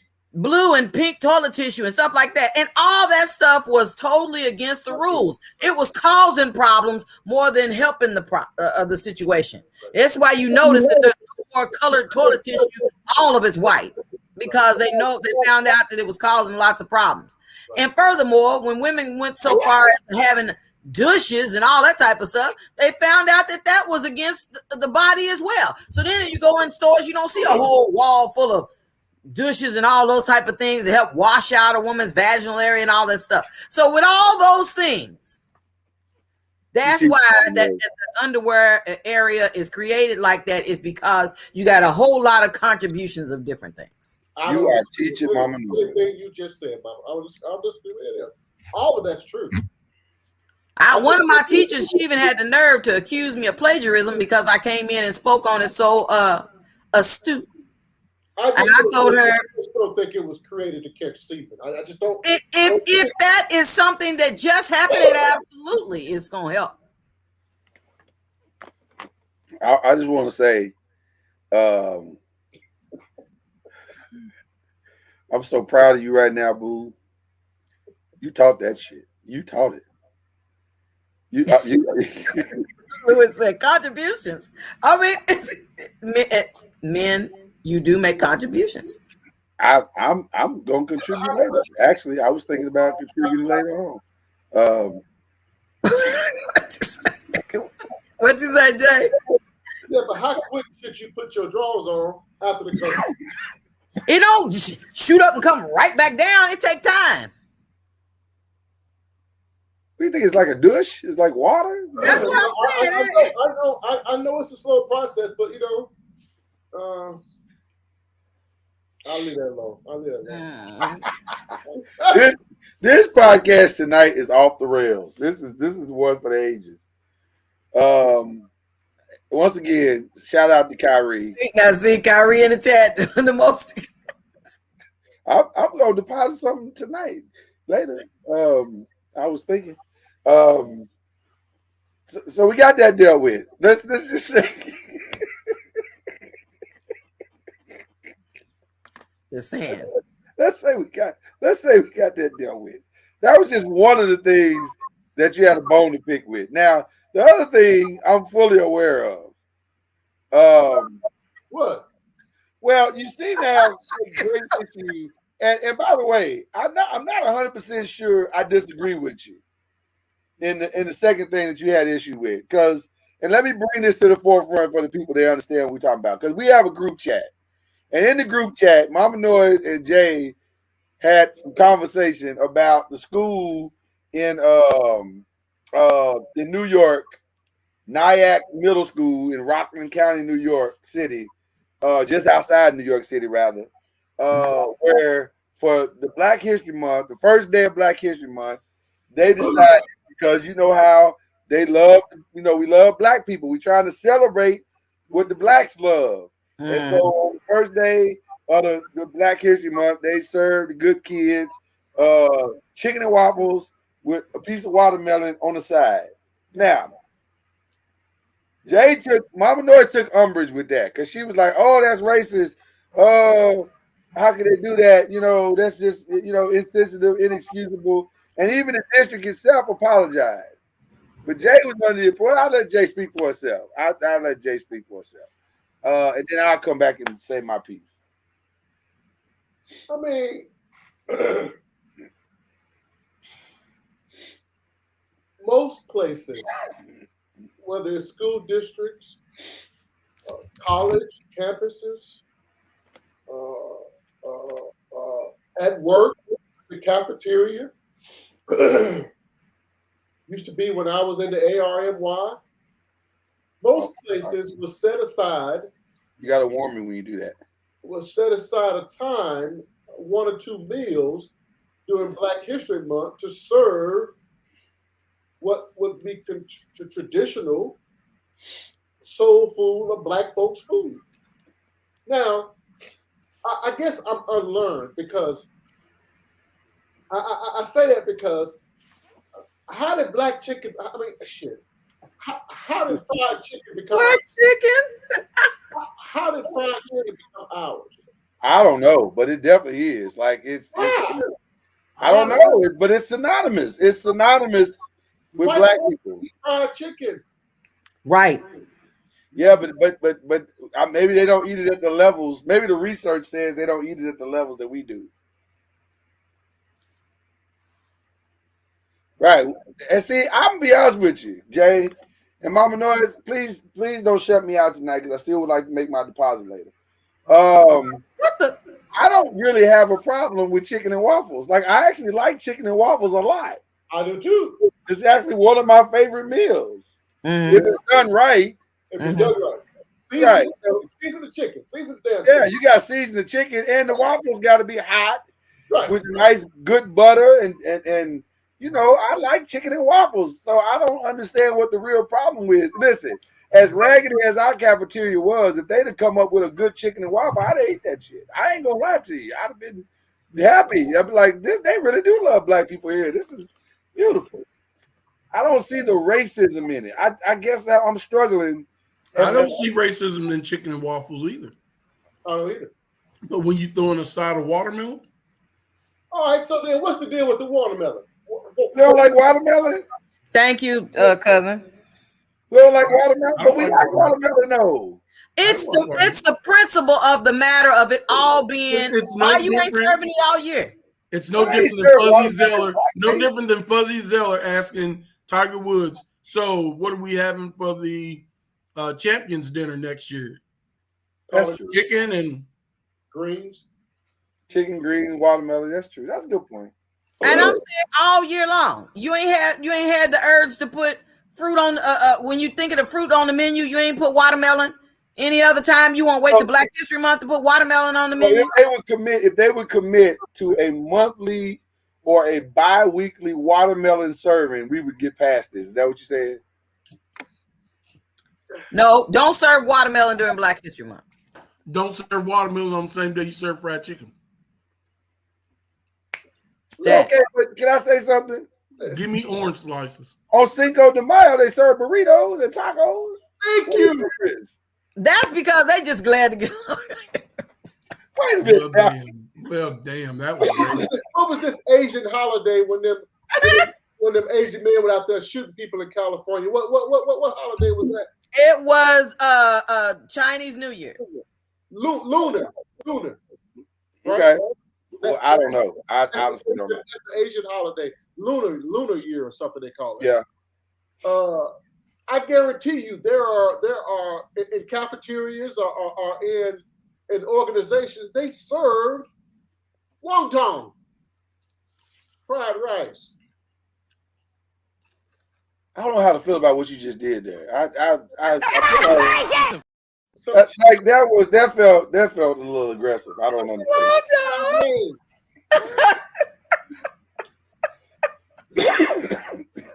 Oh my gosh. Sesame chicken. Ron said you can't serve watermelon or bananas. That part. Tell him, Ron.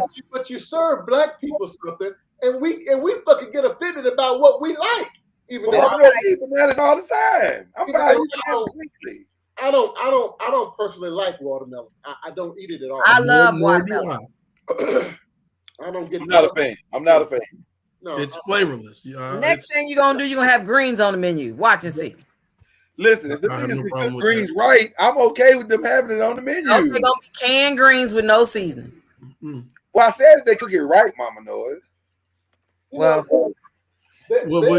there's this. Hell, KFC with all them 11 herbs and spices they got, they still just open the can of greens and dump it in a pot. And see, that's why I don't want them serving it. They don't know what they're doing. It was nasty. All them herbs and spices, and you can't put none of them in your greens. Right. I'm saying I'm more offended that you can't cook it right than I am that you cooked it at all. Like, stay away from it if you don't know what you're doing. Stop putting raisins in the potato salad. That's my point. Oh.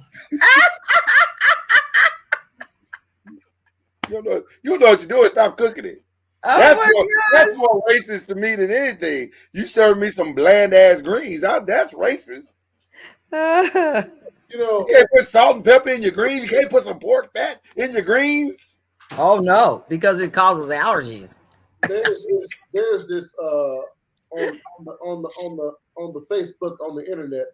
There's this old white woman that's very famous right now. This old white woman with her southern cooking. Who, Paula Deen? Yeah, I'll say her name. Not Paula Deen, but she's one of them. Well, actually, she's one of them, but not her. It's another one that runs a house.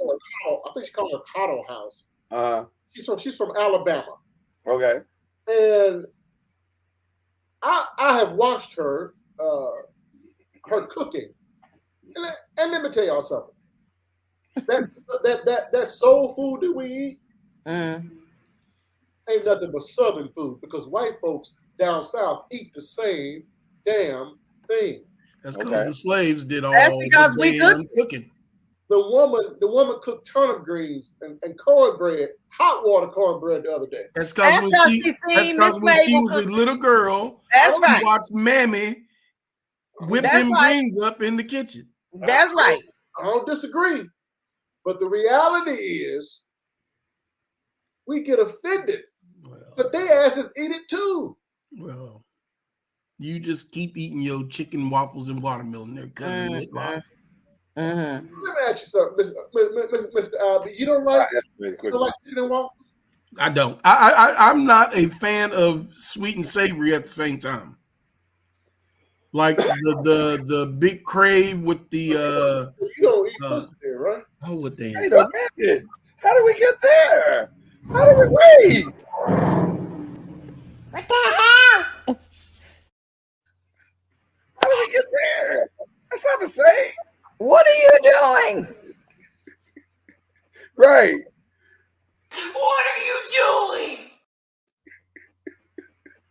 How did we get there? From this angle, you can see the one gray hair. Did it just pop out? Did it just pop out in the middle of that conversation? From the right angle, you can see it. Right there. Let me see. Let's see what you're talking about, Albie. Let's get a little closer. Oh my gosh.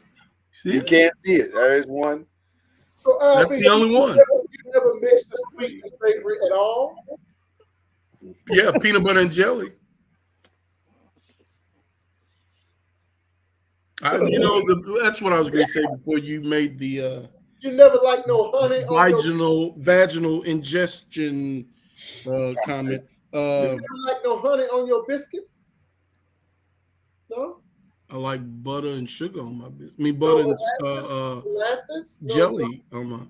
If that ain't the damn countryest thing I've ever heard. Yeah, molasses. How old are you, nigga? Like how molasses? We used to go out and tap the tree ourselves. If you start singing, I wish I was laying in the land of cotton, we're gonna have some real problems here.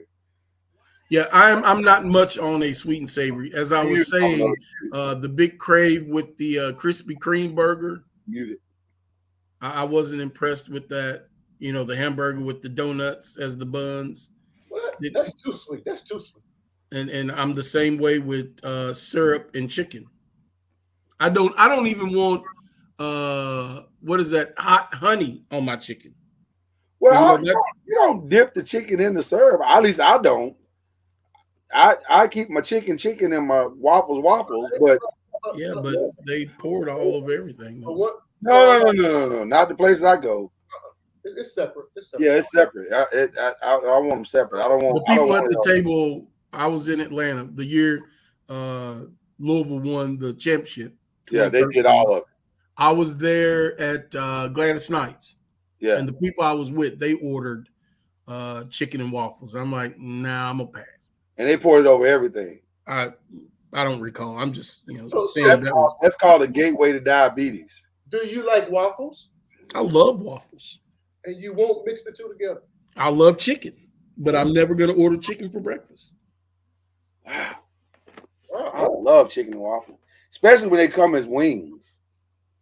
Yeah, that's the best way to do it. I I'll eat them as tenders, though that's not my preference. But that as wings, oh my God, it's such an amazing. They got a place down in Houston, plug called the Breakfast Club. I've heard of the Breakfast Club. I heard it stays packed. Ooh, Lord. I know you got mute, yeah. They ain't got no little bit of chick wings. They got some wings for your ass with them damn waffles. Man, that's some good. See, that ain't the same place that you get the bottomless mimosas, is it? I don't know. This place has a line around the building. They stay packed. They stay packed there. You stand out in line, and they actually have staff to come out and entertain you and give you water because the line's so damn long. This is every day. Wow. Kyrie. They're going up in there for them chicken and them waffles. I'm a fan of chicken and waffles. Now, I've never considered I think White Castle serves a slider. I think White Castle serves a chicken and waffle slider. I don't want that shit. I don't want anything. Listen, White Castle, you have already mastered the thing that you do well. I don't need listen. Stop venturing out. Didn't nobody ask you for that shit. You just stay with you. They got Sloppy Joe. I don't want that. That's not what you do. They putting lettuce and tomatoes on burgers. No, see, stop. No. They need to ask y'all for none of that. None of that. Y'all been able to stay open for 70 years, making cheeseburgers and regular sliders. Just do that. Stop trying to recreate the wheel. Yeah, you ain't got to do all that. I don't have no problem with that. But I get the fruit aspect of it and the imagery of the negativity. But I guess as long as they're not serving it in blackface, I'm all right. Yeah, I think what bothers me is in its entirety that meal itself has so much negative connotation around it that it's like. But can we on this here podcast explain why it has so much negativity? Because it was thought that that's all niggas ate was chicken and watermelon. Okay, but we know that's not true. Of course we do. We also know that black folk ain't lazy, shiftless. Also, no, I know. We built this country. I know some lazy Negroes. I do too. But as a people, we built this country. Right. So we know that's not true as well. Right. But some things stick. But I mean, it's only sticking now because we are allowed it to stick. I have never ever been ashamed to eat what I like amongst white people. Whether that was chitlins, whether that was greens and cornbread.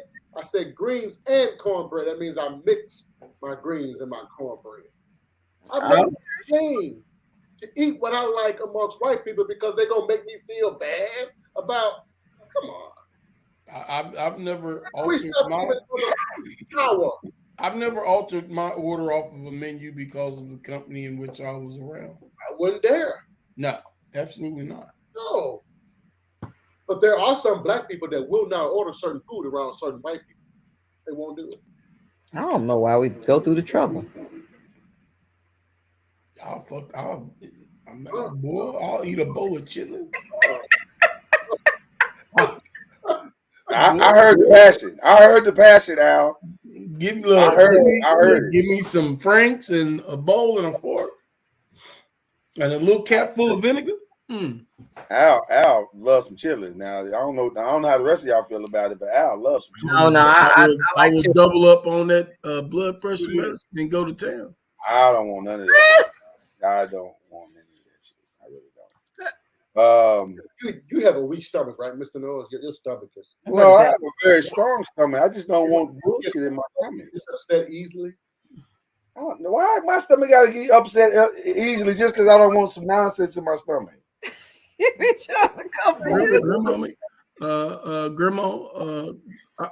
Grandma Nola, I don't want to eat that. Can you run to town and get me a burger? Sure, that's right. I don't want literal shit in my stomach. I don't want it. Oh, but you was eating that. You know what? Keep that to yourself, Mama Noise. Don't bring it up. Mama Noise, you don't have to say sausage is made with chicken. You don't have to tell them that. Whatever. Not all sausage. Not all, but pork sausage. Oftentimes they're made with the intestine, the line. Whatever. I said what I said. You've been a And you sausage ate what you ate. all your life. What's it called? You was eating stick chitlins. Boy, you know what? Woohoo! I thought we was together on this. I thought we was up together on this. No, my brother. You on your own. So, you know, I love a good list. Y'all know how much I love a good list, right? Oh no. I do. I love a good list. What can I do? List or list? List. L-I-S-T list. But more than loving a good list, I love to give the middle finger to a bad list. Oh. And once again, Billboard has stepped into the arena and Vibe. They combined efforts. That conversation just didn't sound the way you thought it was going to sound. What do you mean? He ain't heard it yet. What did I say? Just didn't go the way you thought. Give the middle finger.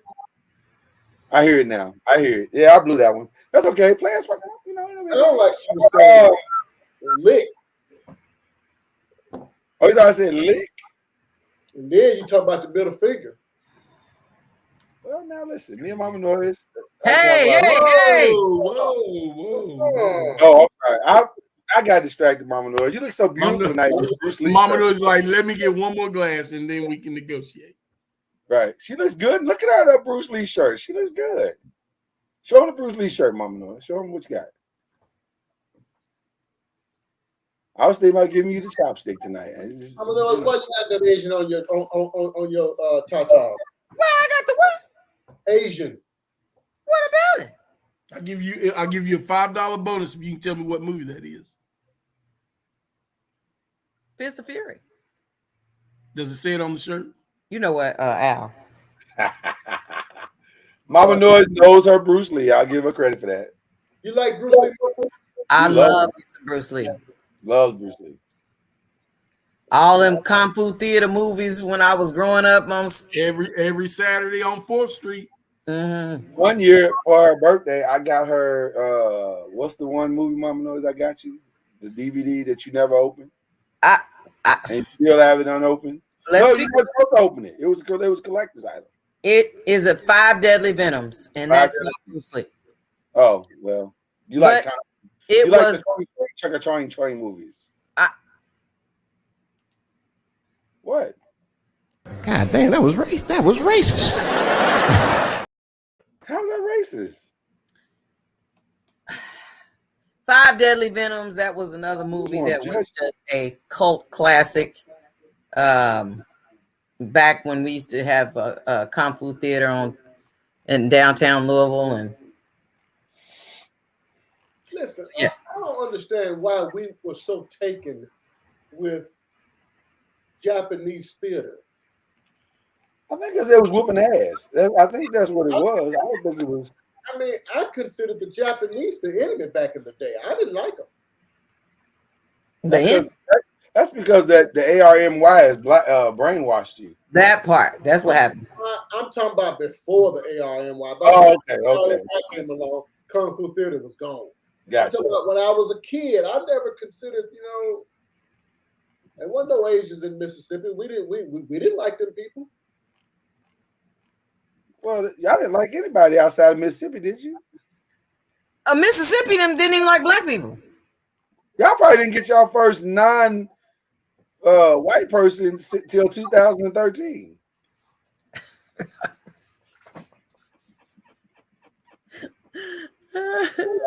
Not like y'all been sitting on non-white people forever. Like, let's not do that. I mean, what are we talking about right now? I just never considered Kung Fu theater for us. Y'all were racist. It didn't interest me. It's because y'all were racist. That's because y'all was trying to stay alive. That's not true, because I used to watch the Dukes of Hazzard. But the blacks stayed with the blacks and the whites stayed with the whites in Mississippi. They didn't have no black people on Dukes of Hazzard. Down home country boys was like y'all thought y'all was equal to them. Them country boys running moonshine, y'all considered y'all anyway. So you didn't like Boss Hogg when you was a kid? love Dukes of Hazzard. Damn right. That's because that scantily It dress. had nothing to do with That's Daisy. not true, Commodore. Wasn't nothing wrong with Daisy. We all wanted to drive the General Lee. Well, one reason is because it ain't like she had nothing happening other than them cut off shorts. I mean, Noise. That's not true. Really, We she all had no want to drive ass. the General Lee. Don't hate on Daisy. That don't look good. what? That's just as bad as hating on Ellie Mae. Don't do that. What about Ellie Mae? Was Ellie Mae fine? That's what I'm trying to find out. Ellie Mae was finer than Daisy. From Dukes of Hazzard? Wow. Yeah, she was fine. I didn't know. I had no idea. Of course, I wasn't looking at her, but Hey, Mr. Noise, what was you looking at? I was looking at Thelma. That was a different level. Thelma. Woo. Okay. So anyway, Billboard, they did their list. Now, we can debate the list another day. It really don't matter. The order is probably jacked You up. keep leaving off their counterpart, Billboard and Vibe and Vibe. thank you, Harry, chiming in the chat. Right. It was Billboard and Vibe magazine. See, But- and you thought it was just me. I'm just saying. Let me finish what I'm saying, please. Thank you. Okay. I'm sorry. What controversy came out of the list was Ja Rule is not on the list as one of the top 50. And he felt a certain way about it. Top Ja 50. Rule said, and I quote, that he thought he should have been on the list. Top 50 what? Top 50 rappers of all time. Stop it. Would you have voted him on your top 50? Well, that's where we're going. Ja Okay. Rule said there ain't 50 rappers dead or alive or waiting to be born that are better than me. Boy, bye. So But I applaud your confidence. So what I thought is we would go through the list and see if he was right. Who would you take off the list for Ja Rule? The top 10 is Jay-Z, Kendrick Lamar, Nas, Tupac, Eminem, Biggie, Lil Wayne, Drake, Snoop Dogg, and Nicki Minaj.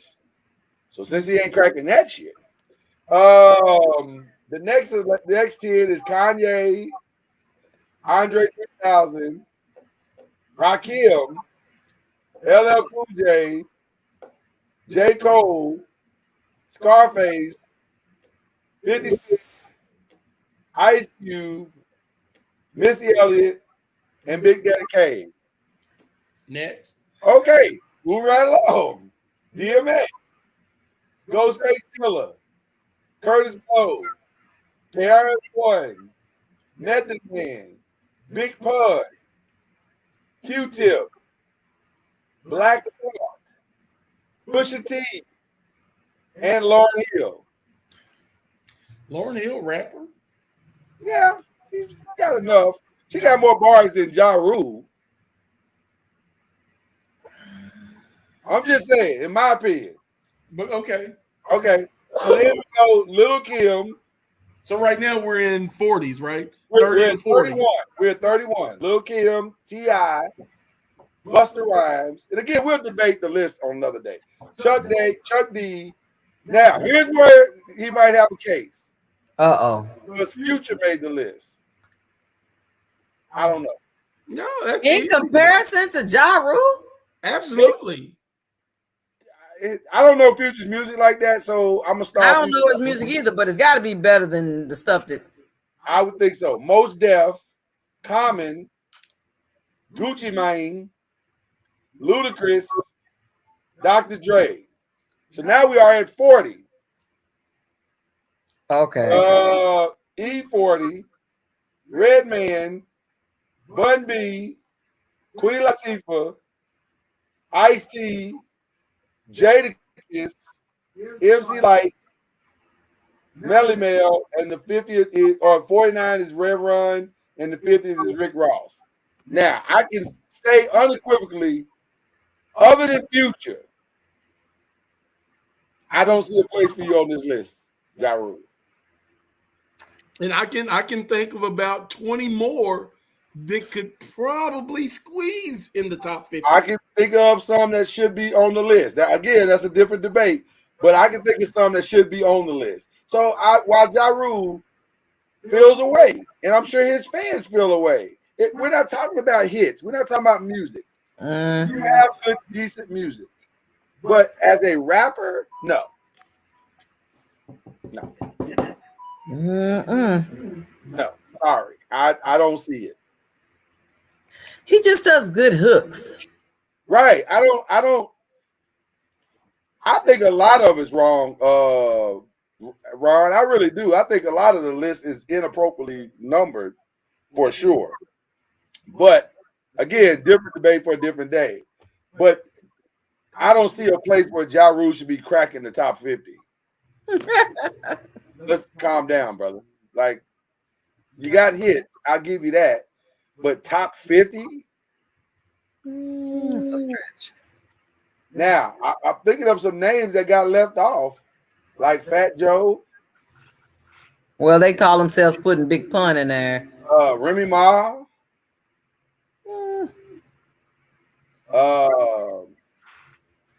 There's a lot of people that got left off, which I guess we can debate that another day, but that's interesting list. Did you say Andre 3000 and not Big Boy? Big Boy was not on the list.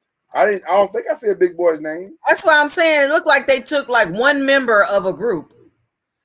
There's no way you can have Andre and not have Big Boy. That's just well, you said what's his name from Tribe Called Quest? Q-Tip. You said Q-Tip, but they didn't mention Fife. Yeah. So they just taking one person. Mama Noise real quick. Cuz, do you know any of these rappers? Like any of them? What have you been doing with your life? Like, how did you avoid hip hop altogether? I don't understand that. What was that? Were you giving me this fucking sign? Oh wow, that escalated quickly. I didn't see that coming at all. Oh my gosh. Man. Damn. Listen, I wasn't interested in the music. I was interested in the girls and the girls. You didn't like the beats or nothing? No. I mean, what did y'all listen to? Mahalia Jackson. I would say you wasn't having sex with Mahalia Jackson, but you probably was. Listen. You look like the type that would have sex to Frank Moore. Frank Williams.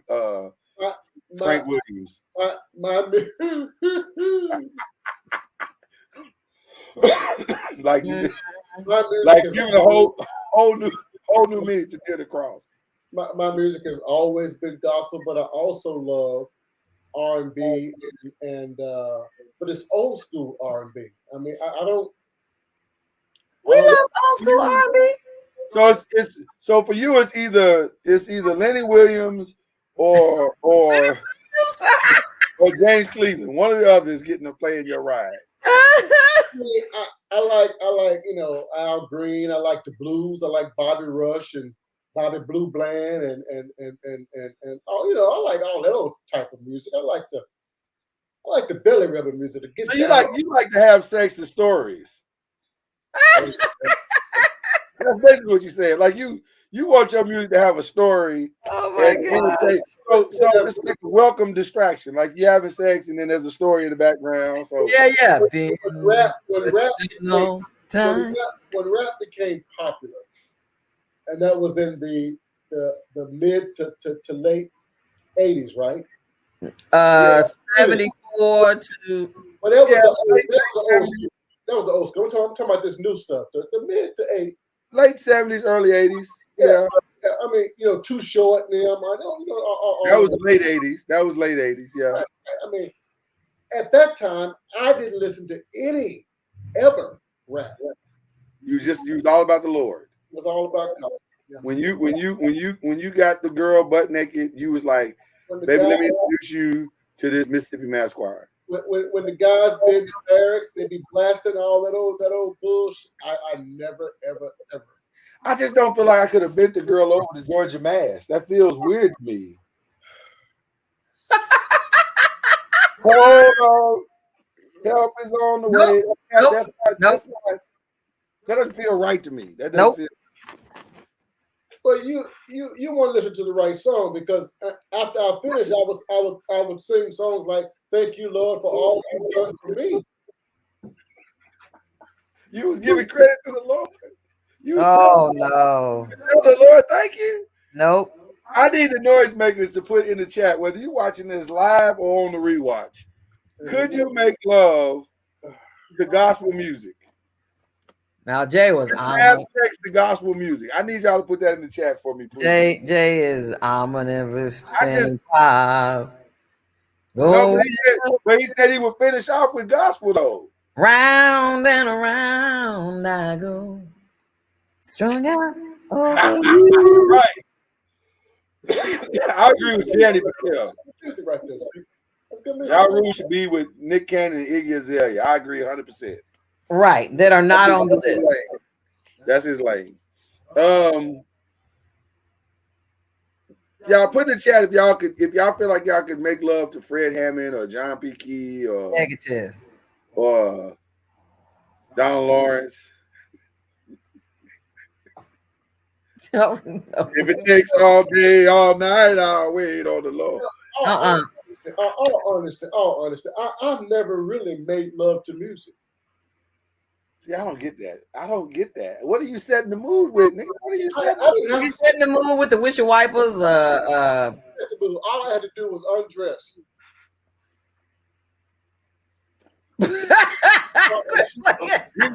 First of all, we got several drops for that. Let me just go ahead and run them in a row. What the hell? I'm just saying.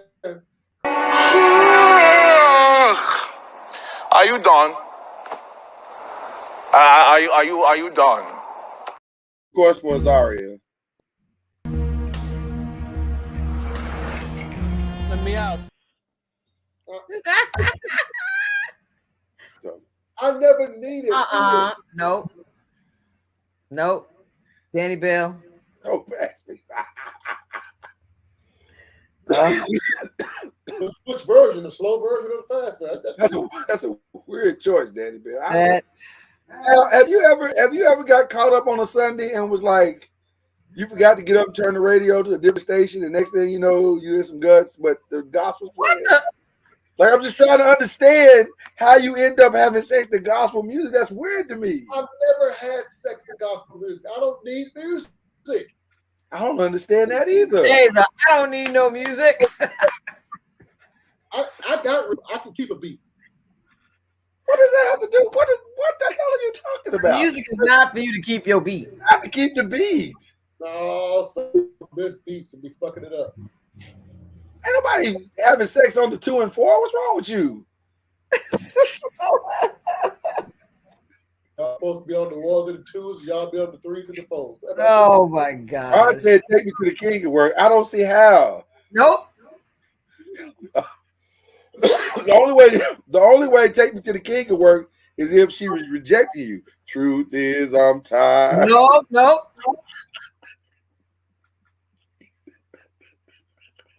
That don't see how that works any other way. I can't see it. You always, I'm not saying always, but that would be a lie. Always. Said by somebody singing.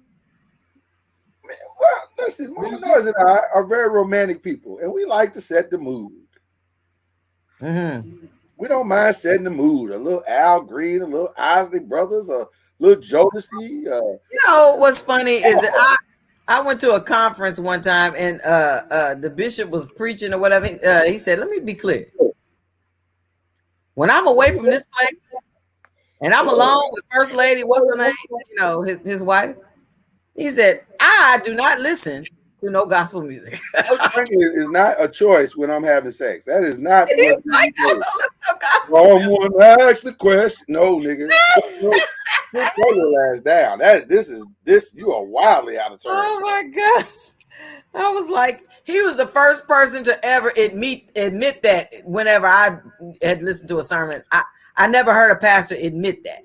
He was like, "I'm saying from the pulpit where he's saying, listen, I just want to be clear and say this up front because most pastors be saying that old secular. Okay, but that old secular get you in the mood. Well, we already mentioned that earlier in the show, Mama Noise, how niggas be lying in church.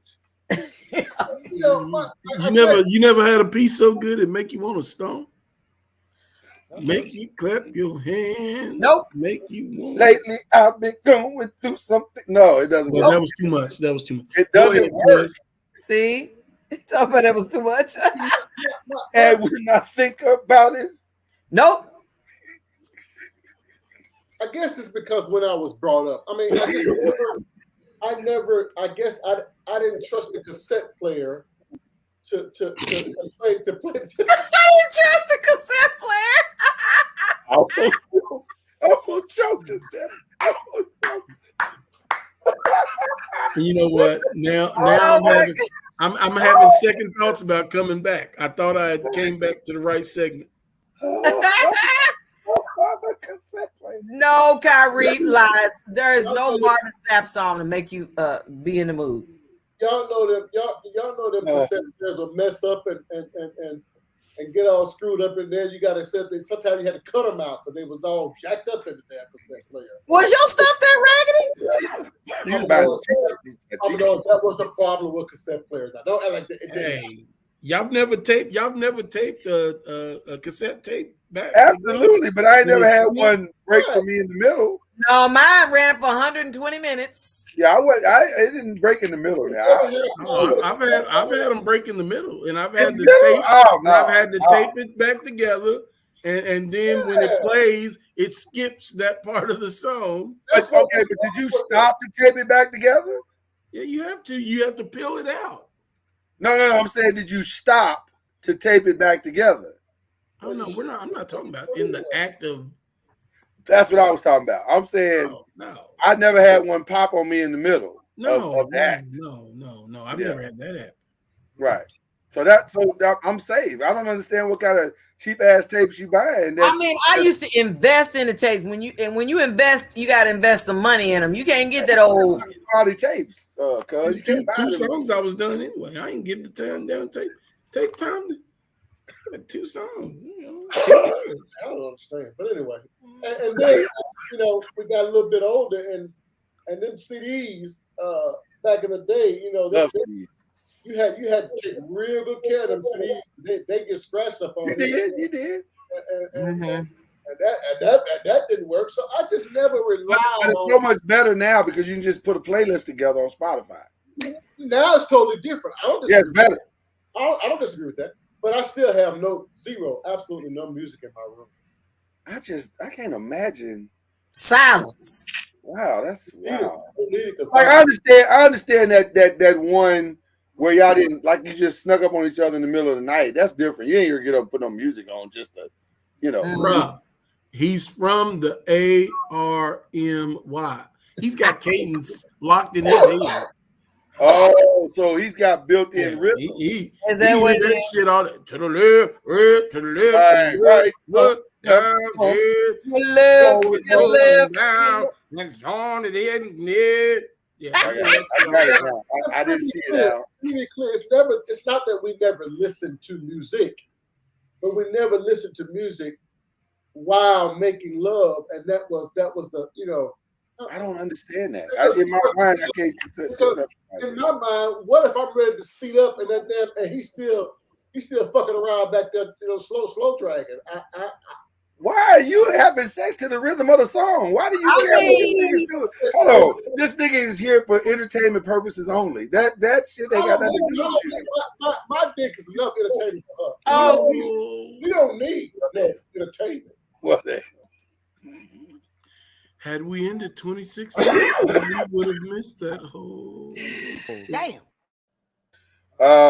I wasn't prepared for that moment that just took place there. Get the hell out of here. Nobody's saying, okay, I don't really want to comment on what you just said. I'm saying the music is a beautiful ambiance to the activity, is what we're trying to say. Yes. I'm glad you and your wife like it. We love it. We love it. Because now you also have a memory to trigger you later. Because see now, I'm riding down the street and I hear something on the radio or hear something on my playlist. I'm like, oh, I'm triggered by smells. Why are you smelling shit in your car? Like, what are you like? What kind of car you got? This got sense and shit. I can smell it. I can. That's all I need. Okay. By the way, I heard a really interesting discussion on a podcast. My mind went directly back to the feminine powder in the discharge. Interesting that you would say that, Al, because I heard an interesting discussion on a podcast. Oh. One of my favorite podcasts is This Gonna Cause an Argument, where they were discussing women, I guess, feel a way about when men want it after they've had a workout or after they've had a long day and they're sweaty or whatever, and men be like, we don't care about that. We just, it's kind of pheromone-ish actually sometimes. I smell it anyway. Huh? I want to smell it anyway. So women were like, yeah, but I feel so dirty. We was like, well, that's on you. And the dude was like, well, that's on you. Because personally, that's really kind of a turn on sometimes. I couldn't disagree with what the brother was saying. Now listen, women also do like not a musty man, but they do like a man that's gonna smell like a man too sometimes. They don't mind that either. I like that face you made there, Mama Noise. I like that. It's true. It's true. It's true. I think we are far more adventurous than we like to discuss. Oh yeah. Which is fine. Because all things don't necessarily need to be discussed publicly. I get it. But at the same time, let's not poo-poo or belittle the ones of us who don't mind putting the kind of their situation out there a little bit and saying I have preferences. Like, I don't know if I'm all that adventurous on Mr. Noise. I just must be honest. I ain't gonna try too much shit now. So you're not gonna let nobody pee on you, is what you're saying. Shout out to Carisha. And see, I took that as a maybe. No, I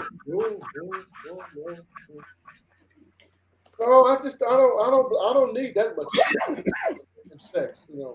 I got lines too. I just don't need it. I got lines too. Blurred lines. I got lines too. My lines are not very blurred. They're pretty clear. That's a red flag. Don't do that. I got safe words. Don't do that. Yep. Don't do that. Don't do that. Yeah, my wife asked me one time, she said, do you want me to do it? I say, hell no. We can answer that. They are accusing you of stuff right now. I don't think that's what he said, Anthony Bruce. I don't think that accusation is true that you just accused J.O. Asshole may be watching this song. It may be, but I will never know. Right. That's gonna have to remain a mystery. Oh, they say it is now. They say it is, Mama knows. They say what is? You muted out. I said it ain't got to remain a mystery. I'll solve the mystery for you. It's going to be a hell no. Hell no, I can't do that. Okay. All right. Fair enough. They say it is, Mama knows. Seriously. Well, they can say all they want. All right. There's no way this ends well. We keep going down this hole. So, there's no way this ends well. Listen, we want to tell you guys tomorrow we're gonna have a ball. I promise you. We got some. And by the way, if you'd like to make some submissions to the commercials and or performances, I think we kind of got the performances locked down for the most part. Yeah. Because some of the performances, y'all, we don't like as black people. We really didn't care about that shit. We was like, whatever. This one ain't our Super Bowl. That's why we looked at that one. Like this one is ours. Rihanna, that's us. That's all us. So but some of them other ones, we was like, I don't care about that. So, but the commercials, if you got some Super Bowl commercials that you'd like to submit tomorrow for the judging, please submit those. You can put that in my inbox or whatever, on the Noisemaker inbox or whatever. We'll add it to the bunch. But I think we got most of the good ones. Oh yeah, the legendary ones. We got the legendaries that we're gonna crown a champion an all-time champion. Who you think gonna win this weekend? Al B and Cuz. Who y'all picking? I'm staying in the East. Huh? I'm staying in the East. I'm going with Philadelphia. Philadelphia. Oh wow. Okay. I don't give a damn, but I'm thinking I'm hoping maybe more than Philadelphia more than KC. Okay. I don't think Mahomes is 100%. So I don't think either one of them are 100%. I think it's going to come down between the shoulder and an ankle. Who's can stand up to the rigors of the other team's pressure. And that's I'm looking forward to hearing that Black national anthem. I really want it. Shout out to Cheryl Lee Ralph. Man, I really want it. Well, I'm gonna tell you something. I'm excited about that. I'm very excited about that. I'm also excited about Babyface singing "America the Beautiful." Oh, is he? He's singing "America the Beautiful." But if I'm being completely honest, I'm also excited about Chris Stapleton singing the national anthem. I think Chris is gonna slam that thing. What he did with Stevie Wonder on, was that Monday, Tuesday, whenever this shit was, or Sunday night? It was Sunday night. Let me see. Sunday night was, man, that dude is brilliant, man. I am a fan. I will tell him that I am a fan. So that lead up should be really nice to the Super Bowl. Those three should be nice. Cuz Al, do you have a commercial favorite, a Super Bowl commercial favorite that you can remember just off the top of your head? Not really. Okay. I'm gonna have to say the Mean Joe Green one. I mean, hey, let me tell you something. And then, by the way, that's on the list for tomorrow night. By the way, it is on the list. I think there are 3 commercials that kind of changed what Super Bowl commercials were legendarily, and the Mean Joe Green is one. And couple that with also, some of y'all don't remember this, was a Super Bowl commercial. The second one that Coca-Cola did, I like to teach the world to see perfect harmony. Those 2 commercials kind of changed the way we view Super Bowl commercials altogether. I agree. And then you can make a case for Where's Beef. You can make a case for the What's Up commercial. Oh my gosh, yeah. The Clydesdales. The Clydesdales. That's my favorite. Send it to me. Send me the link in my messenger, D-Bell. Matter of fact, D-Bell, if you're not busy, come through tomorrow. We'd love to have you, brother. Yeah, it's gonna be a fun night, guys. Just reminiscing about some of them commercials. It's gonna be a fun night. But the judging has not changed. We see this is a you be the judge night. So to go forward to the next round, you must have a unanimous vote. So yeah, it's gonna be interesting to see who gets unanimous votes and who doesn't. So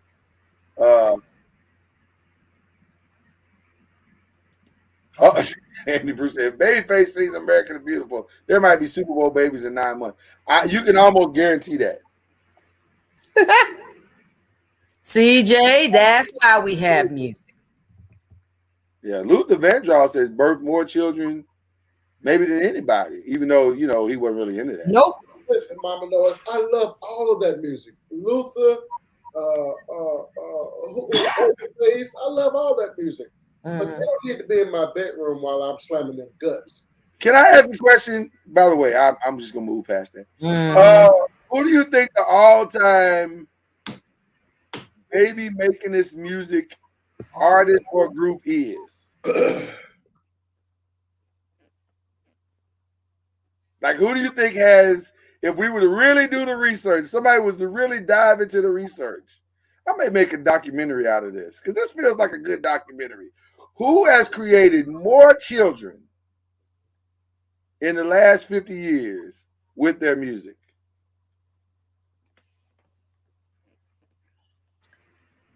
That's too hard. That's too hard. Chaz says R. Kelly. Yeah, you are inappropriate. That is wildly inappropriate. You would have to really do the math and say, well, it would have to be the baby boomers, because that was the largest group of births. Are they still the largest? I don't know. I'm just saying. I wonder if they're still the largest. And by the way, these COVID numbers might produce some other numbers. Like, you know, niggas was at home. They ain't had nothing else to do. So yeah. Motherfuckers was home by themselves. Like, no, don't kiss me. You got that go 9. Well, let's put it like this. If you had to pick just one, you can't pick two, ILB, just one love song. What's the greatest love song? Oh man, that's unfair. That's unfair. For me, it would be a Babyface. Oh wow. For me. Wow, really?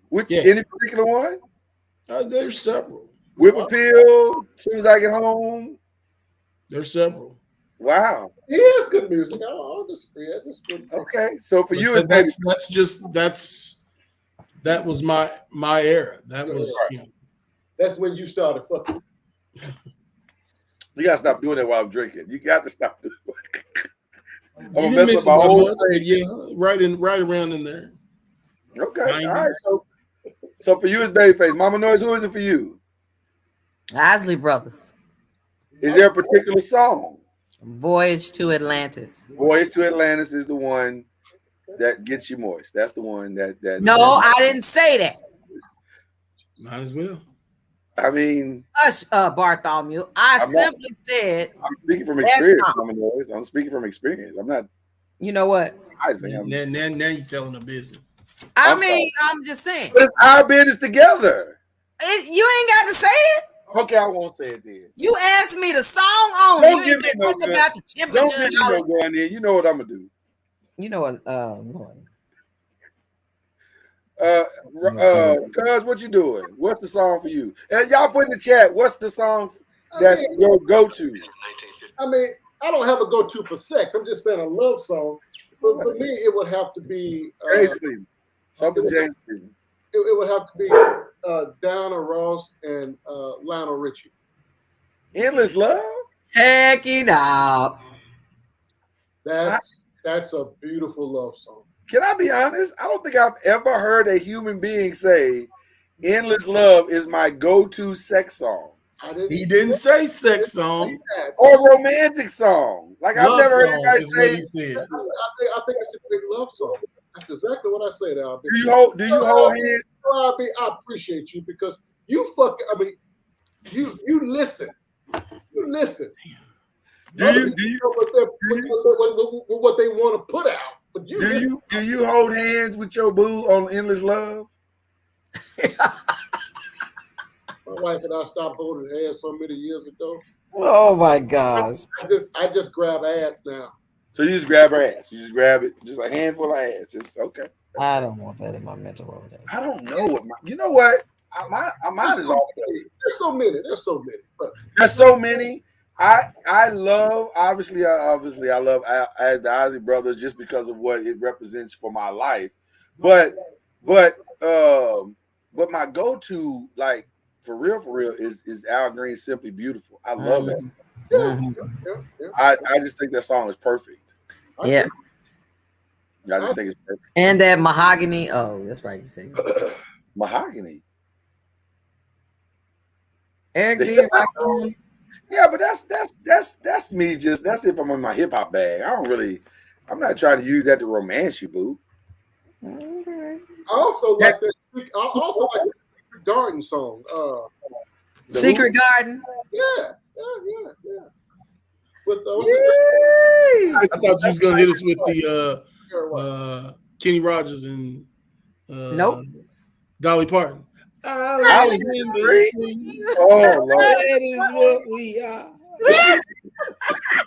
Grandma Noise loves that song. That's a nice love song, but I don't get away with me. She loves that song. Chad said Cupid 112. Yeah. I don't even know. I don't think that's new school anymore. You can't call that new school. That's old school. I don't even know. Listen. You don't know Cupid 112? Oh my gosh, you don't expect him to know that. Ribbon in the Sky? Oh, I know Ribbon in the Sky. Yeah, I love Stevie Wonder. Not the same song. That's a different song. Okay. Who's singing it? Either one. Stevie Wonder or okay, because there's Who else sings it? Intro. I don't hear the niggas sing nothing.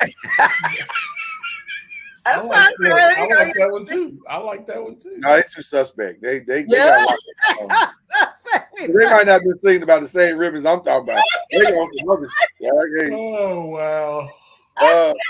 Andy Bruce said Thug Love. Thug Love. Oh, because I said Rakim. Yeah, okay. Okay, I was going to say, who? I know these young people be making love to hip hop song. I can't do that. That's weird. You're trying to alter the story. We're just talking about love songs, not making love songs. Well, but I can't use a hip hop song as a love song either. I don't want to do that. That's not a hip hop song. That like I Need Love. I didn't even like that. See, Chad up here talking about song cry, Jay-Z. Hey, ain't nobody making love to that. One song with everybody getting in the mood with that. Adina Howard and Michael Speaks. Is that a love song? Yeah. Oh, what song was it? I know the song. I just don't remember the name of it. I've never heard of it. I used to bump that song. I put that sucker on repeat. Oh. God, dog it. Well, I know I got it on CD in here somewhere. Hold on, I'll tell you what it's probably stuck in the 5-disc CD player that don't come on no more. Wow. You Don't Have to Cry is the name of the song. That's it. You don't have to cry. By Angela and Renee? Adina Howard and Michael Speaks. They did their version. Well, Angela and Renee sung it first. That's what I'm saying. They didn't do it as good. Michael Speaks can sing though. That brother can sing. Yeah, that's John P. Key's cousin. Yeah, that's a John P. He got a John P. Key type voice. Andy Bruce said Overjoyed, Always and Forever. Those are nice. Always and forever. Chad got a freaky side because he said T-shirt and panties, which is that's a very that's a 30-something side. It's a very revealing statement you just made there, Chad. You let us get on behind the curtain there, brother. I understand what's happening now. Oh my. Oh yeah. Peter Baker, You Bring Me Joy. That's a good one. What about September? As a romantic song? That's more like a blood. Earth, Wind, and Fire. No, that's a party song. Do you rip That's a party song. Do you remember? Yeah, I don't know about that one. Oh my, Chad. Oh my. Oh my. It came in as number 2. As a love song? On what list? Top love. On one of them lists you don't put out. Whitney Houston came in as number 1. Which one? I Will Always Love You. I don't think that's a romantic love song, really. Not at all. What about that's a song about breaking up? What about At Last? With Ella, is it Ella? Etta J.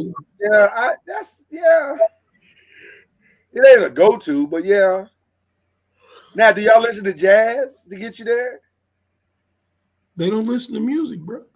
No, I'm talking about just like smooth jazz is good, yeah. But like love songs, like not even smooth jazz. I'm talking about old school jazz. Like one of my favorite songs artists to listen to is my guy with the hair. I don't know you know what I'm talking about. The song is In a Sentimental Mood. Coltrane, John Coltrane, yeah. Love Coltrane.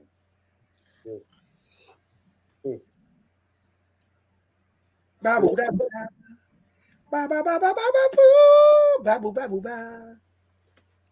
love Coltrane. So, where's Kyrie? Is he gone? I don't know. I thought he was gonna comment on this one. I thought for sure he was gonna offer some stripper music or something. No, we done already had the T-shirt and panty song. I don't know how many other songs. Marvin Gaye's music. None of those. Cause sexual healing to me wasn't a Sexual healing can play while I'm cooking the dinner to get you ready for the dinner, to get you ready for the panties to drop. Like it's like a setup song. Wow. Foreplay. Yeah, like but before foreplay, like before the foreplay, like even before that. Did you say Michael Jackson? Are you kidding me? Break of Dawn, Michael Jackson. I don't remember that one. Break of Dawn? Never heard that one. Oh, You Are the Lady in My Life would be before that. I'll be honest with you. Michael Jackson really don't get a lot of play in my romantic. I mean, none of the. As weird as that sounds, because Mike got some love songs, but I've never used him to set the scene. I agree. Is in none of my slow tape a love song rotation. I thought the one he did about Lisa Marie was nice. You Are Not Alone. Was that it? I'm Here With You. That was nice. Yeah, that's the R. Kelly one. R. Kelly wrote that. Nope. What about Kiss from a Rose by Seal? Hell no. I wouldn't have Seal in my rotation. Nothing Compares to You by No. Okay. The Prince version of that, the one that he actually wrote, not the remix with Sinead O'Connor. Nobody will hear that. I'll Make Love to You by Boys and the Men. By Boys. What? Boys in the Men. Boys. Yeah, that too is important, bro. You can't. Yeah, we got it too is very important. The end that changes the whole connotation of the group. A song, damn it. Okay. To you. Oh, a whole lot of. I Make Love You just play. Oh, I got one. The MTV Unplugged version. Jodeci, Lately.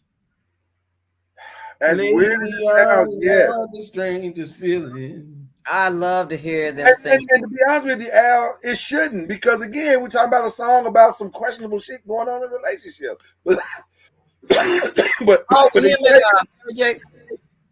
he's singing so well, you got to put it in the rotation. I love that one. Unplugged. He's saying that shit. He was. I mean, I feel the same way about Lately as I feel about Jasmine Sullivan, Another Man. Like, I'm not supposed to like this as a lead up to the love I have for my wife, but yet she sang the shit out of that song. Like, ooh, man. What about All My Life by KC and JoJo? As a setup song. Yeah, that's foreplay. Yeah, that's like a foreplay. We're sitting around, you know. Yeah, setup song. I listened to that Break of Dawn just now, Anthony Bruce. That's not bad. I've never heard of that. Oh, you said Break of Dawn. That song. What's that song by PM Dawn? Oh, Die Without You. Mm. Well, I like that one. My turn. You by yeah. Tell you I love you and I. Same PM Dawn. That big nigga can sing. So when your kids hear music going off, they know mom and dad and they're handling business. I mean, it's a nice little alarm system. Either that or daddy's got a cramp. Yeah, he's got to have a cramp. Although I think we've gotten past the stage where they believe that anymore. I'm so glad I told Zara to mute and moderate. Thanks, Al. I'm just saying. Well, she came back. No, no, she's not. She'd be in the chat with the "Let me out the car."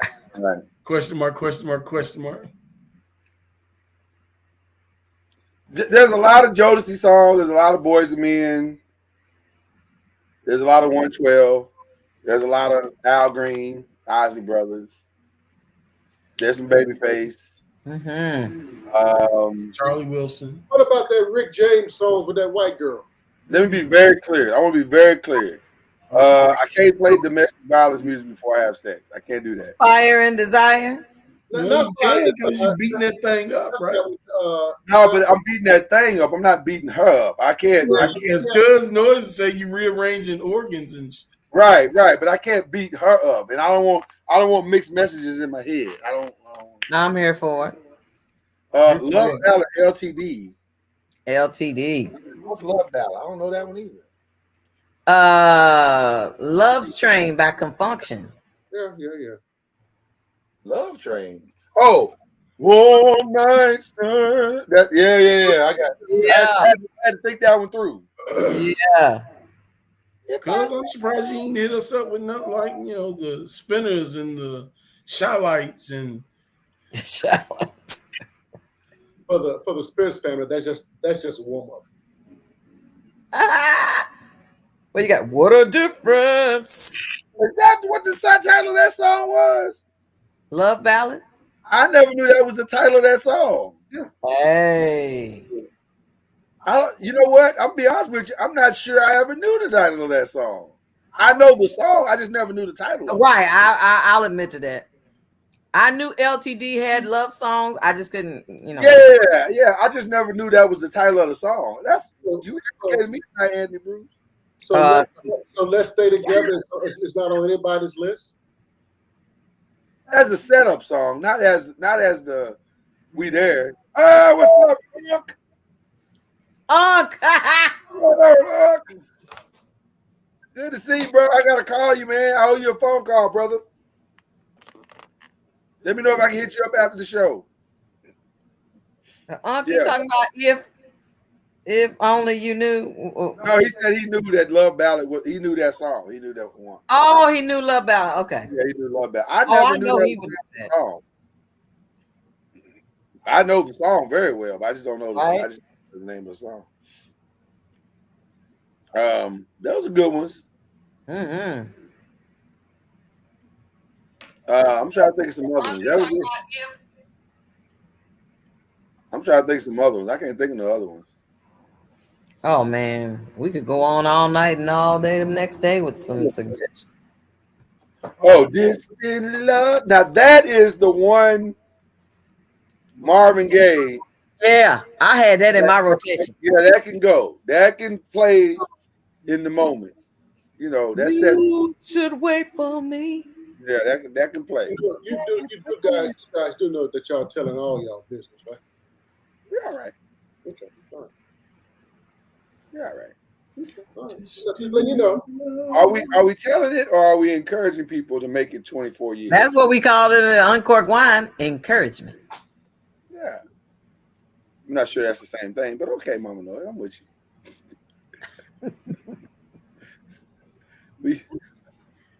Pretty Ricky? What the hell? No, man. What are you talking about? Pretty Ricky? Nobody will play that. Love won't let me wait. Ja Rule. What about Ja Rule? Right. You might as well play.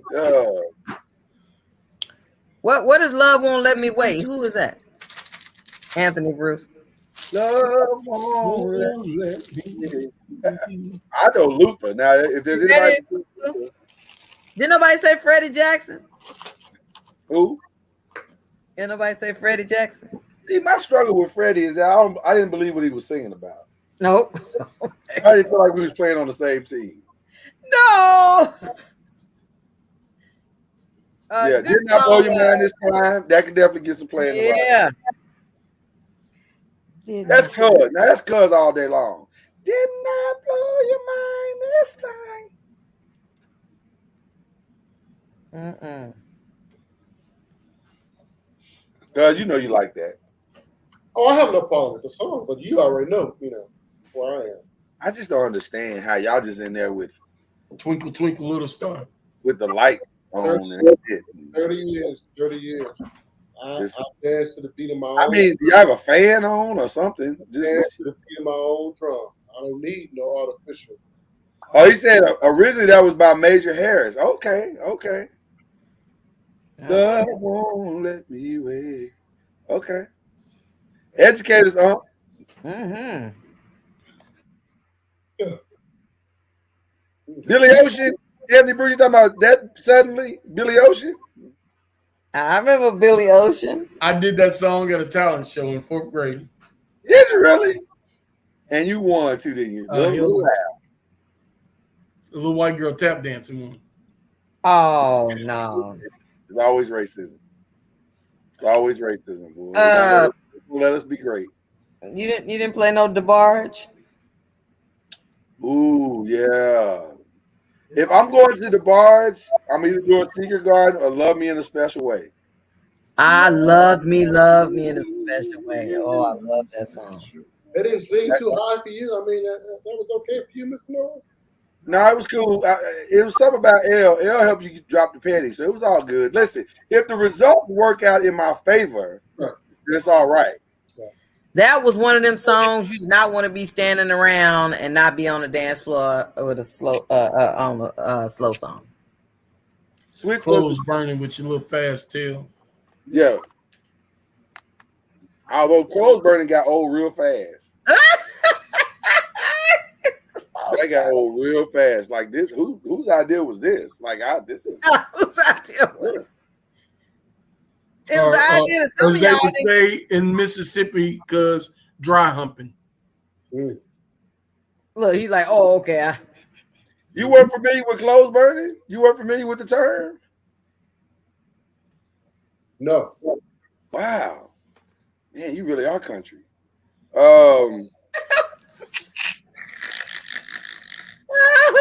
That look.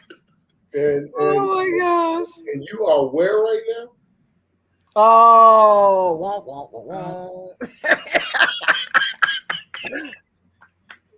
Accept it, bro. I want to push back so bad, but I take can't. that one, bro. I got to take that one for the team. Oh my gosh, that is. I got to take that one for the team. Damn it, man, that was a good comeback. Oh, that is hilarious. Cuz since you're sitting in front of the since you're sitting in front of the computer, I'm gonna send you a link. Now I ain't saying you coming on the show. We can come on the after show and then we can see you. Since you're sitting in front of the computer. There you go. We got to end in like 2 minutes, so it's almost over. What else? I can't think of nothing else. I think that's it. Unless y'all call out some more names and stuff. No, I think we. Why are you muted, I mean, cuz. About some Sade. See, I don't want to have suicidal thoughts while I'm in. I want to. You know what? Love me some Sade and some Rachel Farrell. That was screwed up. Was it? I love Sade. But what about that other girl that did commit suicide? That's some good love music. What's her name? Come on. Are you talking about I see a picture in my mind. I can't remember her name. Hyman. Phyllis Hyman? That's who I saw. Right. Shake said Anita Baker. We didn't say nothing about Baker all day, every day. Anita Baker can get to play all day, every day. Phyllis Hyman. Okay. I like Phyllis Hyman. That's I some like good music. She just didn't. She wasn't around long enough for me to enjoy her. What you expect? Yeah, well, I'm just saying you can't really put her in heavy rotation when she ain't got nothing. Oh yeah, after 7. Now after 7 gets played. Oh my gosh. Yes, sir. After 7 gets played. Ready now, or not. Now, Baby I'm For Real is a remix too. After 7's version of Baby I'm For Real is a remix, right? I mean, yeah, you gotta correct us on that because I'm pretty sure Baby I'm For Real is a remix. After 7's version is a remix. Oh, I believe it. I don't know who did it first, but I'm pretty sure it's a remix. But they sang that thing. After 7 could sing, boy. Them niggas could sing. You guys don't have Dionne Warwick in your playlist? Hell no. And that's our soror. The originals. Thank you, Unc. I knew you. What song would you put with Dionne Warwick? The moment I wake up. Nope. And I put on my makeup, but no. Nope. No, Walk On By. Nope. No. Not if you're trying to get them to stay. The song starts, if you see me walking down the street and I start to cry. Why would I put her in my rotation? Keep walking. No, she doesn't get any play. Human Nature's too fast to be on a love remix. That's a setup song. It depends on where you're trying to get and how fast you want to get there. Yeah, it's a setup song for sure. I didn't realize Marvin Gaye produced. Boy, I'll be knowing. So if y'all got a playlist that lasts an hour, if y'all got a playlist that lasts an hour, y'all be up in there playing around for an hour? We might be. We're very adventurous. House is not a home. I'll be honest with you. I didn't love Dion's version. You know what? Dion was amazing as a songwriter. Like her songwriting skills were flawless. That's not Dion's song. No, Dion did do it originally. She didn't write it though. I'm pretty sure she did. It was written by that white boy. Burt Bacharach? Yeah. Well, shout out to the late Burt Bacharach who passed this week. It was written by Burt. I thought Dion wrote that. But she sang it. That was before Luther. Right. She sang it. I just didn't love her version. But Luther, when he did his version, I was like, oh, okay. Yeah. I agree. That means you're talking about Raphael Sadiq, Anthony Bruce, if that's what I'm seeing. Or O'Brien. I don't know what version you talking about, me and you. That's the first one that comes to my mind. Or Jodeci. Tony. Oh, that's you and I. And then, okay. No, you and I was Stevie Wonder. There's a You and I by Jodeci. Yeah, we don't count that one. There was a You and I by on Good Times too by Michael. Michael sang that. That was Michael. Yeah. Michael put that song. But they both got it from Stevie Wonder. Michael put that song down there in the sheet. They both got it from Stevie Wonder. When I was a kid, I thought that was Michael's song. I think we all did at first. You know, then your mom and them educated you like that's Stevie Wonder saying that. That ain't. Y'all done gave credit to that little boy. Yeah. But his little gay self. Yeah, I didn't believe him either. But he sounded good though. Much like Freddie, much like Luther, he sounded good. You just kind of went with it. Okay, listen. Again, check us out tomorrow night, y'all. We're gonna have a ball. I promise you, it's gonna be good. We're gonna be commercials, performances, all that. It's gonna have a ball. Y'all don't want to miss it. It's gonna be a lot of fun. And then we'll be back on Monday. No, the 5 will be Monday because we'll have a lot to discuss about the trades and Super Bowl and all that stuff on the 5. We'll be back on Tuesday. So we'll see y'all on Tuesday. We're Talkin Noise. Okay. Love y'all. Peace. We're talking noise. Talking noise. We're talking noise. Talking noise.